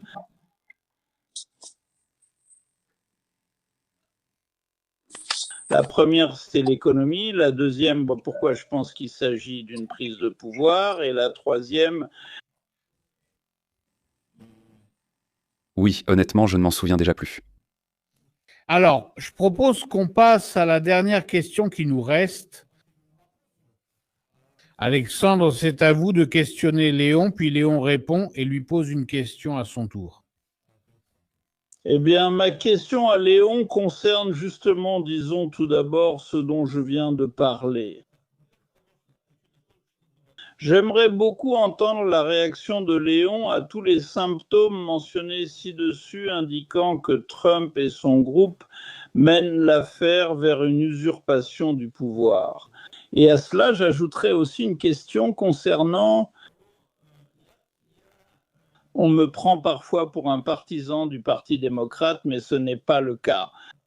J'ai soutenu Reagan, j'ai soutenu John McCain, donc je pense que c'est ce que Léon dirait. Une question concernant la position de ces membres, disons, de la tendance traditionnelle du Parti républicain, comme Klan, par exemple, Sheinberg, ou des personnes qui sont parties, comme Paul, Ryan ou lui-même, pour ainsi dire, les traditions de la ligne réaganienne au sein du Parti républicain. Ils sont tous devenus, comme on dit, tout sauf Trump, des anti-Trump. Et d'après les derniers sondages, une part importante des républicains pense toujours que MAGA et cette tendance vers une ligne autoritaire n'est bonne ni pour le parti, ni pour le pays. Léon, selon les principes, il y a donc 2 questions ici. Il y a ici 2 grandes questions. Je vais essayer. D'accord. Alors, nous vous donnerons plus de temps, bien sûr, donc ne faites pas attention. Ce n'est pas grave, je vais essayer. Allons-y. Alors, disons, essayons de définir ces questions pour comprendre à quoi, en fait, j'essaye de répondre. La première concerne le coup d'État, etc. Et la seconde concerne la division ou la scission au sein du Parti républicain ou, disons, du mouvement conservateur. Et où je me situe, comment, disons, j'évalue cela, avec qui je suis là-bas, et ainsi de suite, pas seulement avec qui je suis, mais pourquoi je suis là où je suis. Alors, disons, passons à la première partie. Appeler cela une tentative de coup d'État me semble très étrange. Parce que, voyez-vous, dans notre État, il y a une armée qui, en général, n'entre pas habituellement à l'intérieur du pays. Il y a des gardes nationaux dans chaque État qui peuvent être fédéralisés et passer sous le contrôle fédéral. La police existe et plusieurs ministères ont aussi leurs propres forces spéciales. Voilà, autant que je sache, aucun de ces départements, associations, services, etc. n'était présent et n'a pris aucune part à ce qu'on appelle l'assaut du Capitole. Pourquoi l'assaut du Capitole ? Cet assaut du Capitole était vraiment étrange. Des gens sans armes, du moins c'est ce que nous savons. Peut-être que quelqu'un avait un pistolet, mais en principe ils étaient indésarmés. Ils sont entrés. Comment, c'est aussi une question intéressante. J'avais là-bas quelques amis et connaissances, ils sont montés par les marches, sont entrés à l'intérieur du Capitole, sont restés là un certain temps, puis sont partis, il y avait certaines personnes qui frappaient aux portes. Jusqu'à présent, nous ne pouvons pas les retrouver, car aucune des personnes qui étaient un proche, ni de MAGA, ni du Tea Party, ni des conservateurs, etc., comme on dit, ne peut les retrouver. Et dire, voilà, ce sont des personnes extérieures que personne ne connaissait, qui ont cassé ces portes. Je ne peux accuser personne, mais de forts soupçons pèsent sur le FBI qui aurait causé cela directement ou indirectement. Maintenant, cela n'a plus d'importance. En résumé, des personnes désarmées sont entrées au Capitole, s'y sont promenées puis sont sorties après 1 heure. La plupart d'entre eux discutaient très gentiment avec la police. La police ouvrait les portes, montrait où entrer. Oui, la sécurité intérieure indiquait où aller, comment avancer. 3 jours avant les événements, à 3 reprises, les gens de Donald Trump se sont adressés à la ville, ce qui est prouvé à 100%, et ont demandé, pour ainsi dire, de mettre en place la police municipale. La ville a refusé. 2 fois. Ils ont contacté Nancy Pelosi, car elle seule peut appeler la police ou agir au Congrès, et elle a refusé 2 fois. Aujourd'hui, elle est déjà en crise à ce sujet. Sa fille aussi a fait une crise à ce sujet, disant que sa mère n'a tout simplement pas compris, ou ne savait pas, ou quelque chose comme ça. C'est-à-dire que 3 fois, les gens de Trump ont demandé à faire venir des forces, parce qu'ils craignaient qu'il y ait des affrontements, des problèmes, pour ainsi dire, et ainsi de suite, mais cela n'a pas été fait. Tout cela était consigné dans les procès-verbaux, tout cela existe. Donc ces personnes sont entrées, étaient là et en fait n'ont rien fait à l'intérieur du Capitole, puis sont partis et se sont dispersés. C'est-à-dire que maintenant, ceux qui étaient censés défendre le Capitole, en réalité ne le défendaient même pas. Ils ouvraient simplement la porte et montraient que tout le monde était armé. Comme nous le savons parce que Babbitt, qui était là, une femme, la seule mort survenue à la suite de cette intrusion, de cet assaut, c'était celle de la réserviste Babbitt. Elle était, pour ainsi dire, militaire, mais en tenue civile. Un policier a sorti son pistolet de service et lui a tiré dessus à bout portant, la tuant alors qu'elle n'avait entrepris aucune action. Des actions qui auraient pu affecter son bien-être, sa vie et ainsi de suite. C'est-à-dire donc un coup d'État réalisé avec l'aide d'une foule totalement désarmée de quelques milliers de personnes. Alors que 20, 30, 40 000 militaires armés étaient proches et auraient pu intervenir immédiatement si besoin. Pourtant, ils ne l'ont pas fait. Aucune de ces unités n'a déclaré qu'elle soutenait Trump dans ce coup d'État. C'était un coup d'État étrange, sans influence et incapable de changer quoi que ce soit. Il y avait simplement un vote en cours. C'était important, bien sûr. C'est d'ailleurs pour cela qu'ils sont venus de toute l'Amérique pour protester, mais la manifestation était tout à fait normale. Malheureusement, je ne comprends pas très bien ce qui s'est réellement passé là-bas, mais malheureusement, avec des conséquences désagréables, ce n'était rien de comparable à un coup d'État. D'après des données absolument objectives, la quantité d'armes, le nombre de personnes, les appels pour demander, disons, une protection et ainsi de suite. Il n'y a eu aucun coup d'État là-bas. Maintenant, un coup d'État peut-il se produire ? Vous savez, généralement, les personnes qui essaient de prendre le pouvoir ont ce slogan de centralisation, c'est-à-dire, disons, ils ne le disent pas, mais ils essaient de centraliser, pour que, par exemple, depuis un certain centre, vous commandiez tout le monde. L'idée que Donald Trump puisse changer la Constitution et modifier quelque chose dans les élections des États d'une manière aussi étrange, alors que, combien y en a-t-il ? 61% du Congrès, 61% du Sénat et 75% des États doivent approuver une modification ou un amendement de la Constitution. Elle est étrange parce que ni Donald Trump, ni les conservateurs, ni les partisans de MAGA, ni personne d'autre ne l'ont. Il y a tellement de gens au Congrès, au Sénat, et il n'y a pas un tel nombre de voix. Dans les États, même chez les gouverneurs, 75% sont républicains. Pour que cela puisse passer, c'est-à-dire un changement de la Constitution en général, c'est complètement absurde. Tout ce que Donald Trump dit, c'est ça les gars. Mais comment peut-on permettre à des gens de voter alors qu'ils ne te montrent même pas leur pièce d'identité ? Oui, quand on monte dans un avion, on nous demande de montrer une pièce d'identité. À la banque, il faut montrer une pièce d'identité. À la sécurité sociale aussi, il faut montrer une pièce d'identité. Voter est essentiel en démocratie, mais moi, je suis contre la démocratie.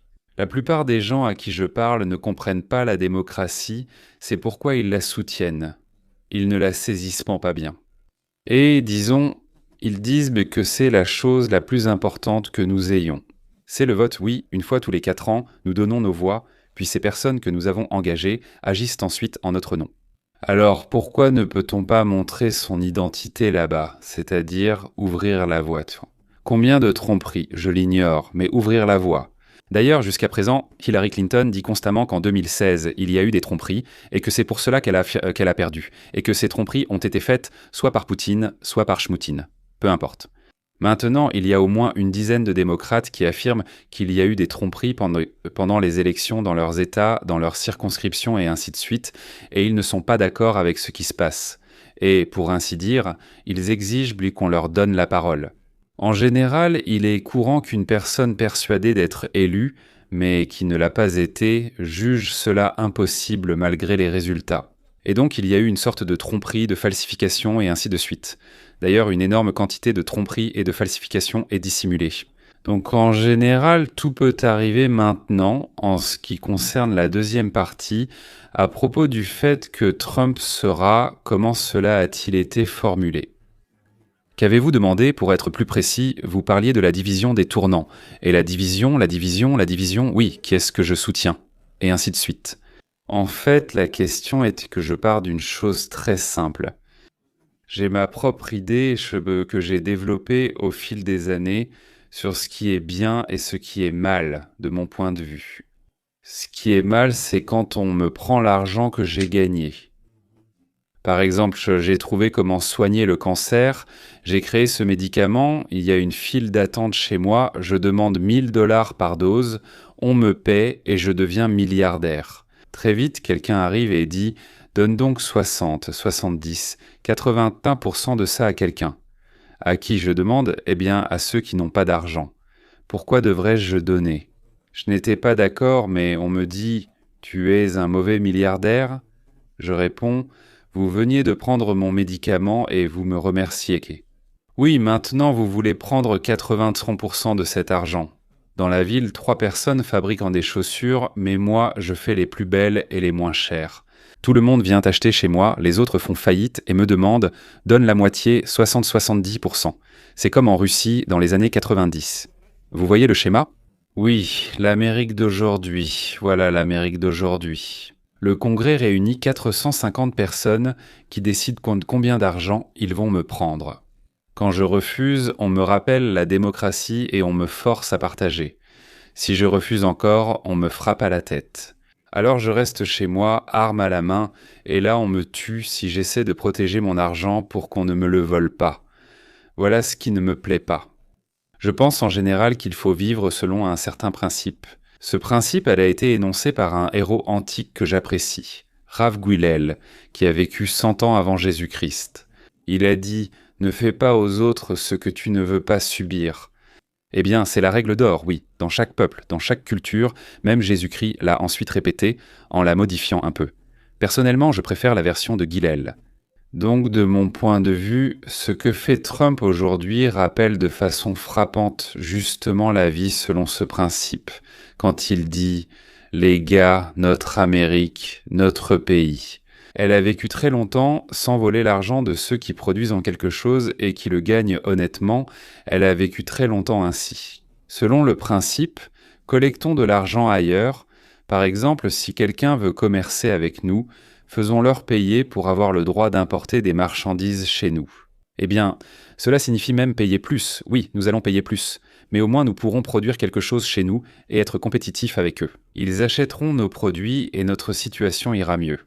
C'est-à-dire, si quelqu'un veut acheter à l'étranger, qu'il paie beaucoup plus cher, et ceux qui veulent acheter localement, ce sera moins cher, et ainsi de suite. C'est-à-dire que, de mon point de vue, Trump nous ramène à cette même démocratie. Je n'aime pas ce mot, encore une fois. En fait, j'utilise ce mot simplement pour que les gens comprennent de quoi je parle. Donc, il ramène cette même démocratie que les pères fondateurs avaient imaginée et qui était basée sur tout ce qu'ils disaient, sur le travail appelé « common sense » ou le bon sens, de Thomas Paine qui a été écrit et a changé l'Amérique. Toute la révolution américaine s'est basée sur ce qu'ils appellent un pamphlet, 56 pages, un pamphlet. Et donc Donald Trump essaie de nous ramener non pas à l'esclavage ou à autre chose, il essaie de décentraliser l'Amérique, pas de devenir un tyran, mais de décentraliser l'Amérique, c'est pourquoi nous détruisons. Eh bien, disons, comment a-t-il osé fermer le ministère de l'Éducation ? Il veut décentraliser, il veut, au contraire, ne pas concentrer le pouvoir, mais le distribuer. Parce que tout ce qu'il veut, c'est vivre selon le principe que cet esclave, Hillel, proposait 100 ans avant la naissance du Christ. Et voilà, Trump, qui le connaît peut-être, ou peut-être pas, mais d'une manière étonnante, il agit intuitivement exactement ainsi. Pas toujours, parfois de façon brutale, parfois d'une manière que, disons, moi je n'aurais pas choisi, mais il voit la direction et il y va. C'est un homme qui, de mon point de vue, a fait plus. Vous avez dit dans une autre de vos interventions qu'il avait détruit l'OTAN, mais il ne l'a pas détruite, il a créé l'OTAN. Il ne détruit pas l'Amérique, il ne détruit pas la République. Il la renforce, il la consolide et il la conduit exactement vers ce qu'elle aurait dû être. À savoir, l'homme est plus important que l'organisation, l'homme est plus important que la société, l'homme est plus important que l'État. Ceux qui pensent que la société, le groupe et tout le reste sont plus importants, ce sont des marxistes, des trotskistes, des maoïstes ou d'autres encore, ce sont des collectivistes. Et nous aimerions vraiment qu'ils s'en aillent, mais en réalité, nous ne le ferons pas. Ils partiront d'eux-mêmes, sans que nous ayons à les aider. Merci. Merci Léon, Alexandre. Une remarque si possible, très courte si possible, car il nous reste très peu de temps. Je veux simplement rappeler à nos téléspectateurs et auditeurs que vous regardez un débat sur la chaîne Radio Vera TV entre Léon Weinstein et Alexandre Golfort concernant la présidence de Donald Trump. Le sujet du débat aujourd'hui est « Trump est-il un mal ou un cadeau du destin ?» Alexandre, votre remarque puis votre dernière question. Eh bien... J'ai une remarque courte, merci. Si l'on prend le discours de Léon, que j'ai écouté avec beaucoup d'intérêt, et qu'on le passe, disons, à l'intelligence artificielle, alors nous pouvons identifier, pour ainsi dire, les sources et les composantes de cette idéologie même qui, au cours de l'histoire, surtout de l'histoire des 200 dernières années, a conduit à des conséquences très tristes. Je ne veux pas me répéter, je veux simplement dire que si cette idéologie et ce système d'appel aux masses l'emportent, alors nous serons confrontés, en somme, à un régime autoritaire. Ou bien, comme je l'ai dit au début, nous serons confrontés à un régime d'ochlocratie, c'est-à-dire le pouvoir des démagogues et du populisme des populistes, fondé sur l'embrouillement des esprits d'un grand nombre de personnes. Je ne vais pas justifier tout cela maintenant, car je n'ai pas le temps, mais c'est le sentiment que j'ai de ce qui se passe. Merci Alexandre. Et votre dernière question à Léon? Dernière question à Léon. D'accord, allons-y.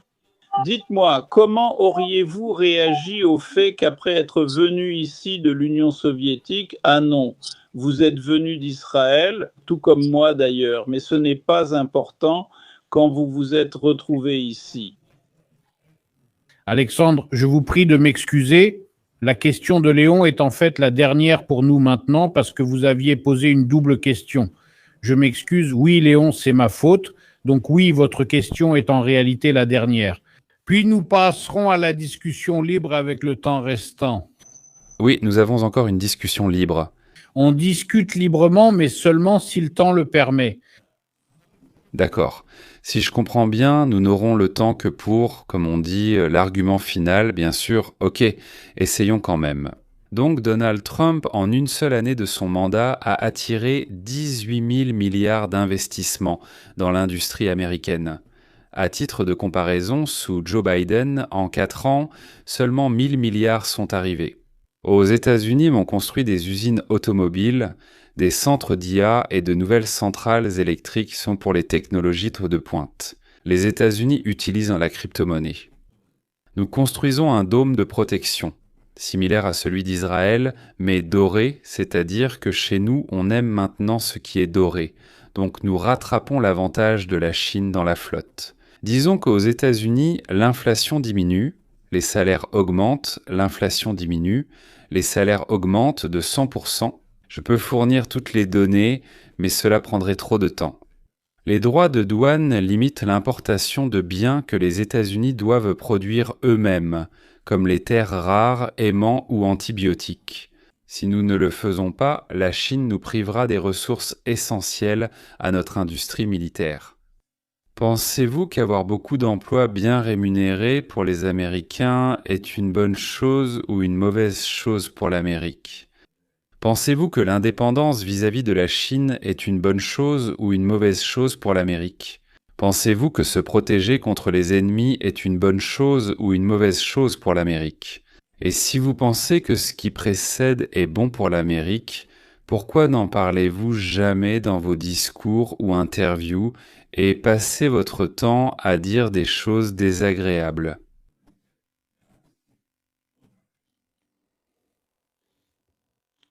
On peut donc conclure que vous êtes pour le bien et contre le mal. Mais d'après ce que vous avez dit, je dirais que vous avez introduit un certain doute dans toutes ces affirmations. Prenons par exemple les droits de douane. Les droits de douane ne signifient pas que quelqu'un nous verse de l'argent, mais ils entraînent simplement une hausse des prix des produits importés et de nombreux produits fabriqués ici, aux États-Unis, ce qui en général augmente le coût de la vie. Si l'on parle par exemple du fait que nous luttons contre la montée en puissance de la Chine, que nous essayons de dépasser la Chine, je vais vous donner un exemple précis des dernières statistiques qui montrent que les universités et établissements chinois ont dépassé les Américains en termes de classement et de qualité des recherches scientifiques qui y sont menées. Cela s'explique par le fait que les Chinois investissent dans l'enseignement supérieur, tandis que Trump impose aux universités un tribut tout à fait insupportable. Et il réduit le financement non pas des programmes humanitaires ou sociaux, mais diminue le financement de la science, de la chimie médicale, de la physique, de la technologie et de tout le reste. Et en général, les universités dépérissent. Et cela a directement conduit au fait que les Chinois ont déjà dépassé les États-Unis dans de nombreux aspects du progrès scientifique et technologique. C'est-à-dire qu'on peut dire beaucoup de belles paroles sur tout ce qui est bon et sur tout ce qui est mauvais, mais si l'on parle des résultats, du coût de la vie, du poids des États-Unis, de l'importance des États-Unis dans la politique et l'économie mondiale, tout cela est en baisse. Je ne vois pas vraiment, pour ainsi dire, de raison d'être optimiste si cela continue encore 1 ou 2 mandats présidentiels. Merci. Merci Alexandre Léon. Si vous avez une remarque, s'il vous plaît, oui. Oui, oui, oui, regardez, la Chine a dépassé l'Amérique en termes de niveau. Pour l'instant, je ne vois pas un nombre de start-up qui surpasserait les nôtres. Je ne vois aucune grande découverte, invention qui viendrait de Chine. Je ne vois pas de lauréat du prix Nobel, ou plutôt, il y en a peut-être 1 ou 2. En science, je veux dire, je ne parle pas de musique ou d'autre chose, la science, je ne vois tout simplement pas. J'examine cette question en permanence. 2 pays, les États-Unis et Israël, fournissent environ 80% de ce qui fait avancer le monde. Pratiquement personne d'autre n'apporte rien de vraiment radicalement nouveau au monde, qui changerait tout. Toutes ces inventions, toutes ces découvertes qui ont eu lieu, elles se produisent aux États-Unis et non en Chine. Donc, votre affirmation pour l'instant impunie selon laquelle la Chine aurait dépassé quelqu'un, les États-Unis d'Amérique, me paraît étrange. Désormais, les Chinois sont un peuple étonnamment peu créatif venant de Chine, en général au cours des 100 dernières années.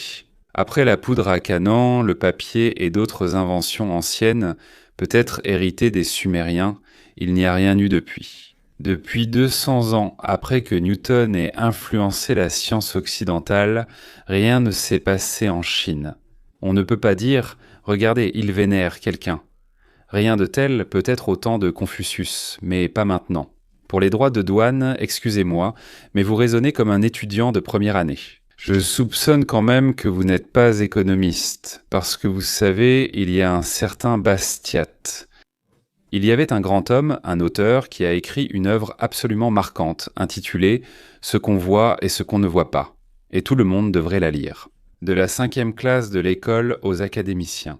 Ce qu'on voit, ce qu'on ne voit pas, et donc vous parlez de ce qu'on voit, voilà ce qu'on voit, eh bien avant ça coûtait 10, ils sont partis à 2, c'est devenu 1, 2, ils ont amené ça ici. Nous devons maintenant payer 12 plus le bénéfice et non 10 plus le bénéfice. Bon, c'est clair qu'on paye plus maintenant, ce qu'on ne voit pas. Quand on payait 10, on ne pouvait pas produire ça ici. On ne pouvait pas concurrencer, maintenant on paye 12, on peut concurrencer. La pénicilline et les voitures seront produites aux États-Unis.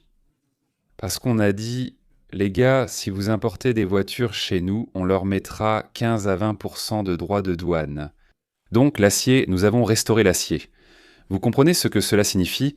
Que le dumping de la Chine a conduit, vous savez, à un dumping spectaculaire.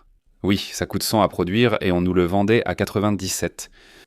Pourquoi? Parce que le gouvernement chinois subventionnait pour détruire notre industrie sidérurgique, et il l'a fait. Comment la restaurer? Faut-il mettre 20% de droits de douane là-dessus?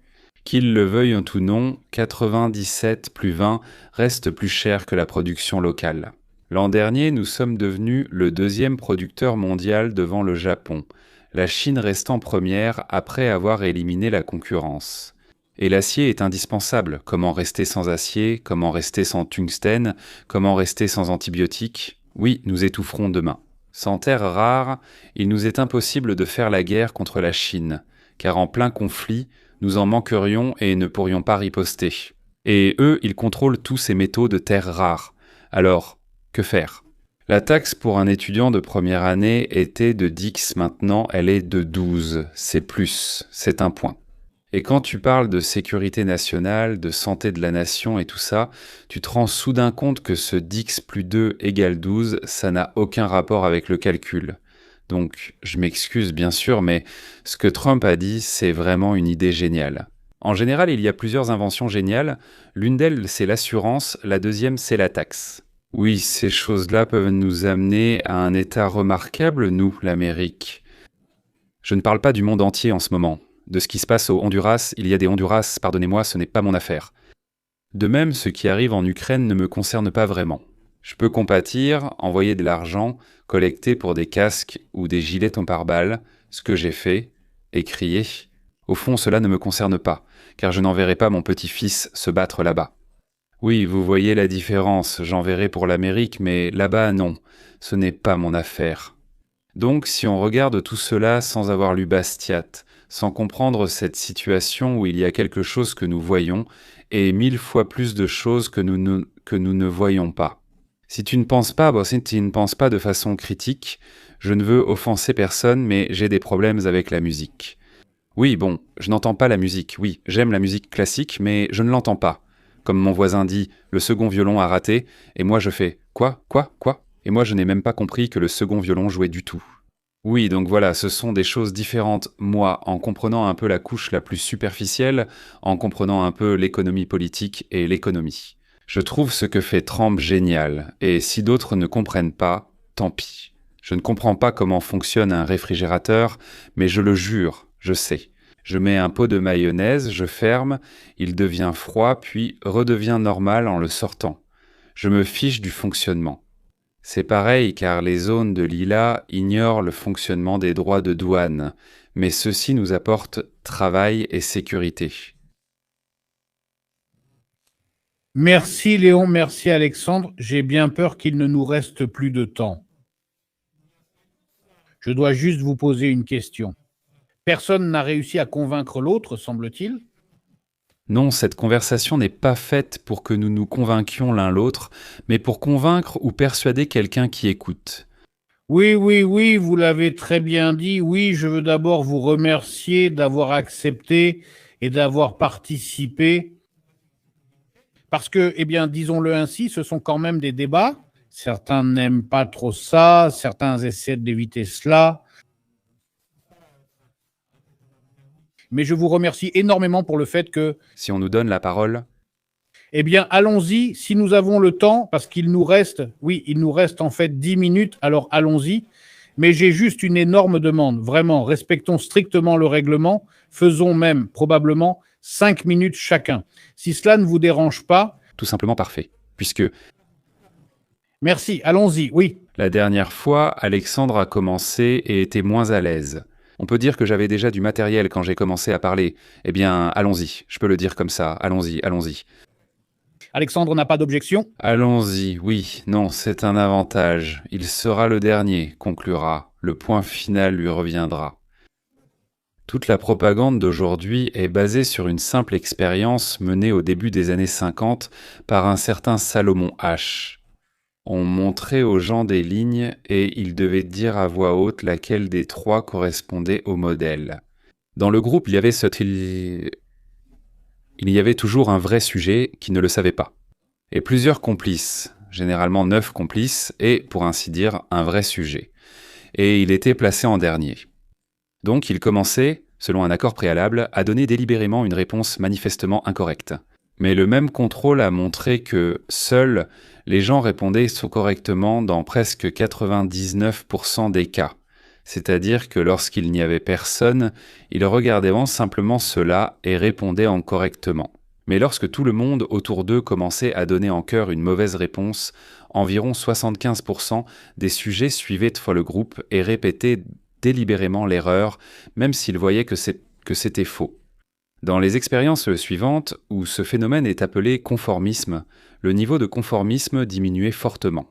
Ainsi, s'il y avait au moins une personne dans le groupe qui ne répondait pas comme la majorité, le sujet diminuait nettement son accord avec la majorité, c'est-à-dire qu'un seul dissident brisait le sentiment d'unanimité. Le sujet osait plus souvent exprimer ce qu'il voyait et pensait. La taille et la composition du groupe influençaient trop la réponse. Plus le groupe était nombreux, plus la réaction était forte. On se demandait « peut-être que je deviens fou ?» Oui. La réduction du groupe de 9 à 3 personnes menait à un résultat où le bon sens l'emportait. Ces 3 personnes peuvent se tromper, ce n'est pas 9. Donc si la réponse ne devait pas être donnée publiquement, mais disons sur papier ou à l'ordinateur, Alors après avoir écouté ces 9 personnes, le 10e répondait de façon nette, en se déplaçant vers le rationnel. Il n'avait pas à répondre à voix haute, il pouvait répondre discrètement sur l'ordinateur pour que les autres ne voient pas. Il répondait correctement, pas selon son impression. Enfin, c'est le dernier point. J'essaierai ensuite de le relier à notre situation. Les personnes ayant une estime de soi plus élevée sont restées indépendantes beaucoup plus souvent. Analysons maintenant ce qui se passe réellement sous nos yeux. Et cela correspond parfaitement à l'expérience maintes fois répétée de ce même Solomon H. Vous pouvez être un grand scientifique ou un concierge, au centre de l'attention ou vivre comme Diogène. Cela peut influencer l'estime de soi ou parfois ne pas l'influencer du tout. Très souvent, l'estime de soi de quelqu'un qui est satisfait de sa vie est bien plus élevée que celle d'une personne nerveuse, constamment changeante, basée sur le succès ou l'échec du moment. L'acteur mondialement connu Psyché Mir fait partie de ceux formés à l'école ou à l'université. Déterminez donc que votre appartenance à une catégorie ne définit pas votre capacité à vous produire, mais que c'est la pression de la société où vous vivez qui le fait. Chez les artistes universitaires, journalistes, psychologues et juristes, les marxistes se sont tournés vers l'éducation. J'emploie marxiste ou marxisme comme concept général rassemblant des convictions similaires. Mais il faut tout de suite préciser ce que signifie Karl Marx. Pendant, si je ne me trompe pas, 5 ans. Chaque week-end, il recevait pour cela une bonne rémunération et influençait sérieusement la formation intermédiaire des esprits des jeunes. À New York, il publiait chaque dimanche pendant 5 ans dans un journal appelé New York Vestnik ou similaire, ce qui lui a donné de l'influence. Ainsi, les marxistes, c'est-à-dire les personnes qui ont décidé que le marché libre punit les faibles, sont devenus, après 50 ans d'enseignement en Amérique et en Europe, dominants et leaders. Et ils ont amené à ce que cette idéologie devienne l'idéologie principale d'Anapa. La générale Victoria, oh, la seule, l'unique, je parle justement de cela, elle serait du côté de l'Occident.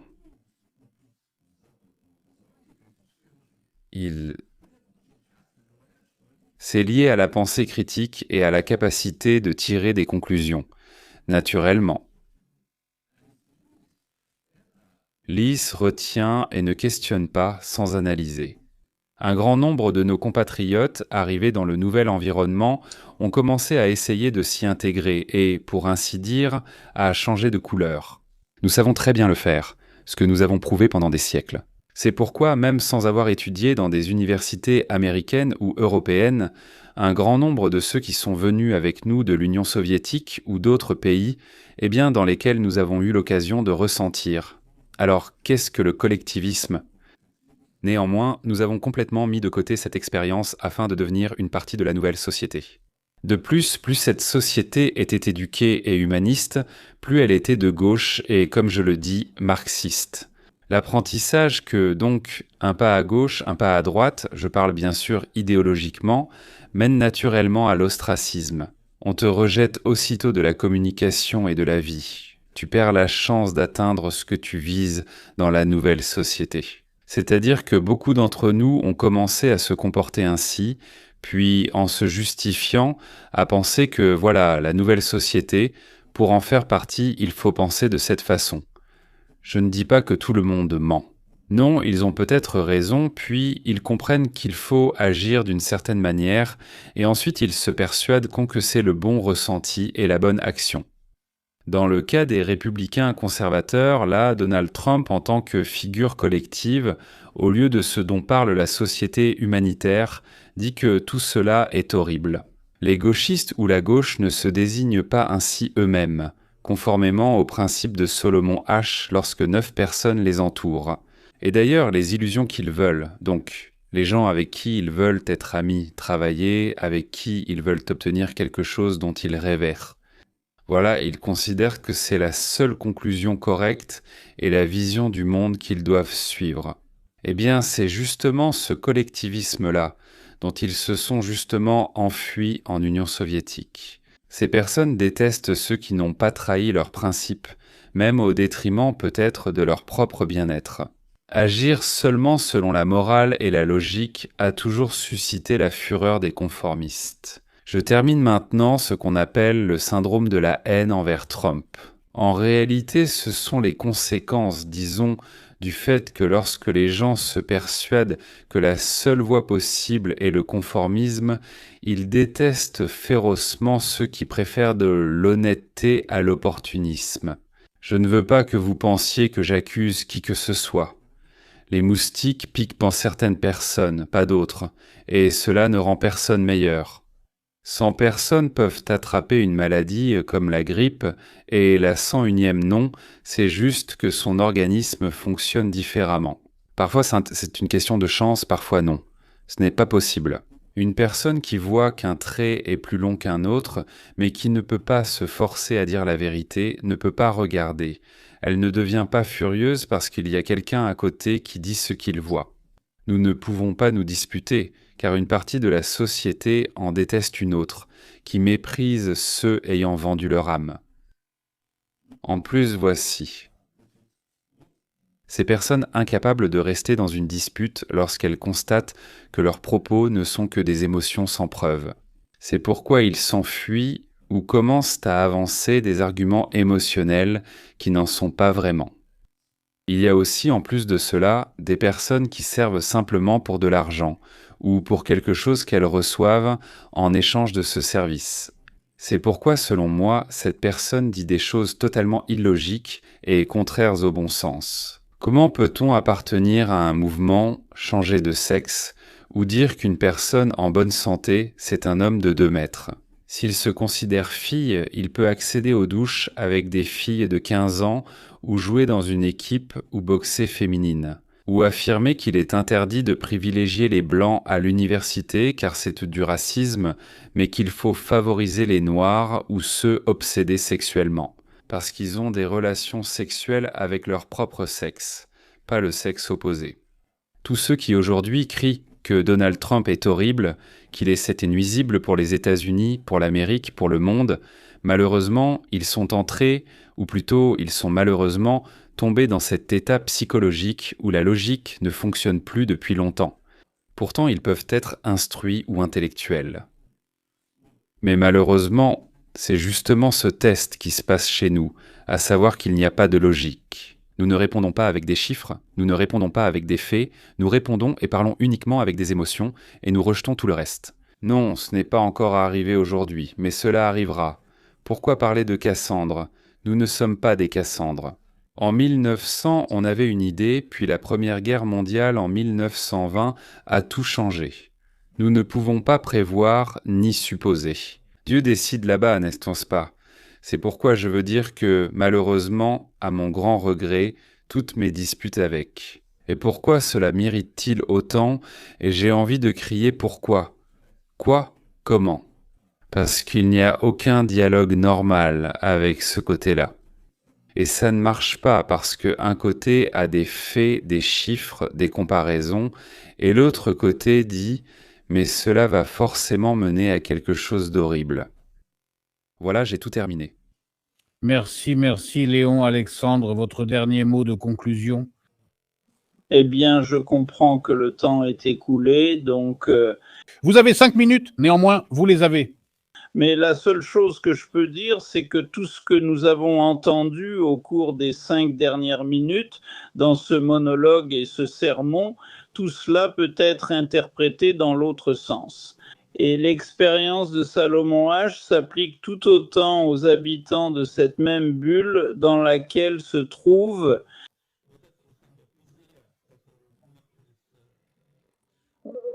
une grande partie de l'Amérique russophone et une grande partie du mouvement MAGA. Toutes ces personnes confirment tout autant l'expérience d'Ash. En effet, si on leur répète longtemps n'importe quelle absurdité et qu'on se réfère à des faits et des arguments d'origine douteuse, ils finissent par penser exactement de la même manière, parce qu'ils sont incapables d'analyser de façon critique ce qu'ils entendent, et c'est là tout le problème.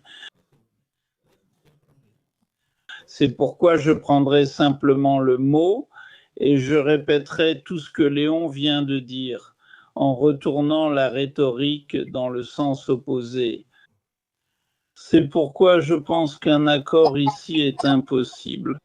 En effet, je suis tout à fait d'accord avec cela, qu'il y a ici deux positions pratiquement irréconciliables, des positions irréconciliables qui ne peuvent pas être résolues par un compromis, mais seulement par la reconnaissance d'un certain ensemble de règles qui est précisément la démocratie politique. Qu'il existe un certain ensemble de règles que tout le monde utilise, que tout le monde respecte et avec lequel tout le monde est d'accord. Malheureusement, à mon avis, il y a maintenant une tendance à vouloir abolir ces règles et à imposer sa volonté à ceux qui ne sont pas d'accord avec toi. C'est en quelque sorte ma première remarque sur ce que nous avons entendu. Deuxièmement, je voudrais rappeler, il me semble que c'est Winston Churchill qui l'a dit à propos des Allemands, quelque part au plus fort de la Seconde Guerre mondiale. Premièrement,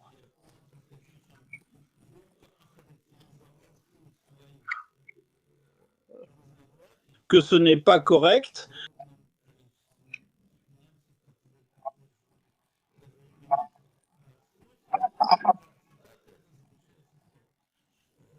Qui donne la voix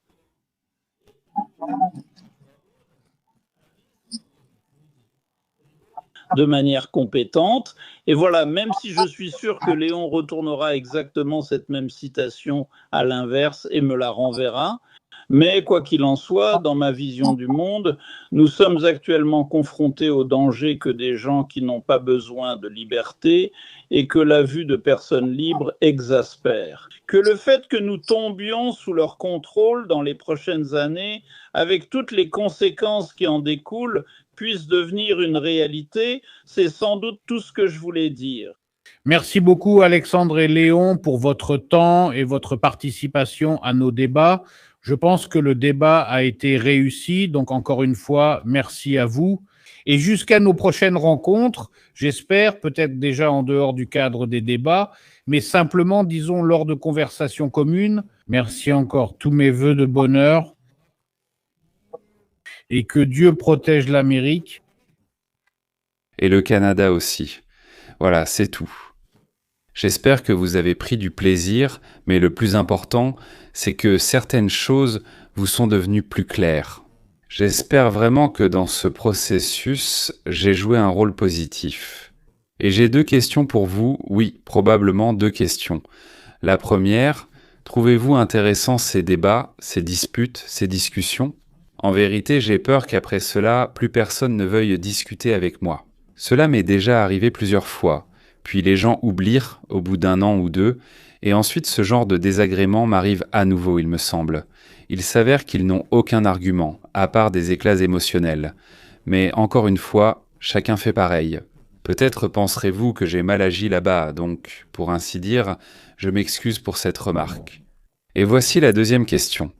Qu'est-ce qui vous a le plus plu et qu'est-ce qui vous a le moins plu dans notre conversation d'aujourd'hui ? C'est très intéressant, car je vais probablement même consacrer l'une de mes émissions à discuter de notre conversation, de ce dialogue, de ce débat.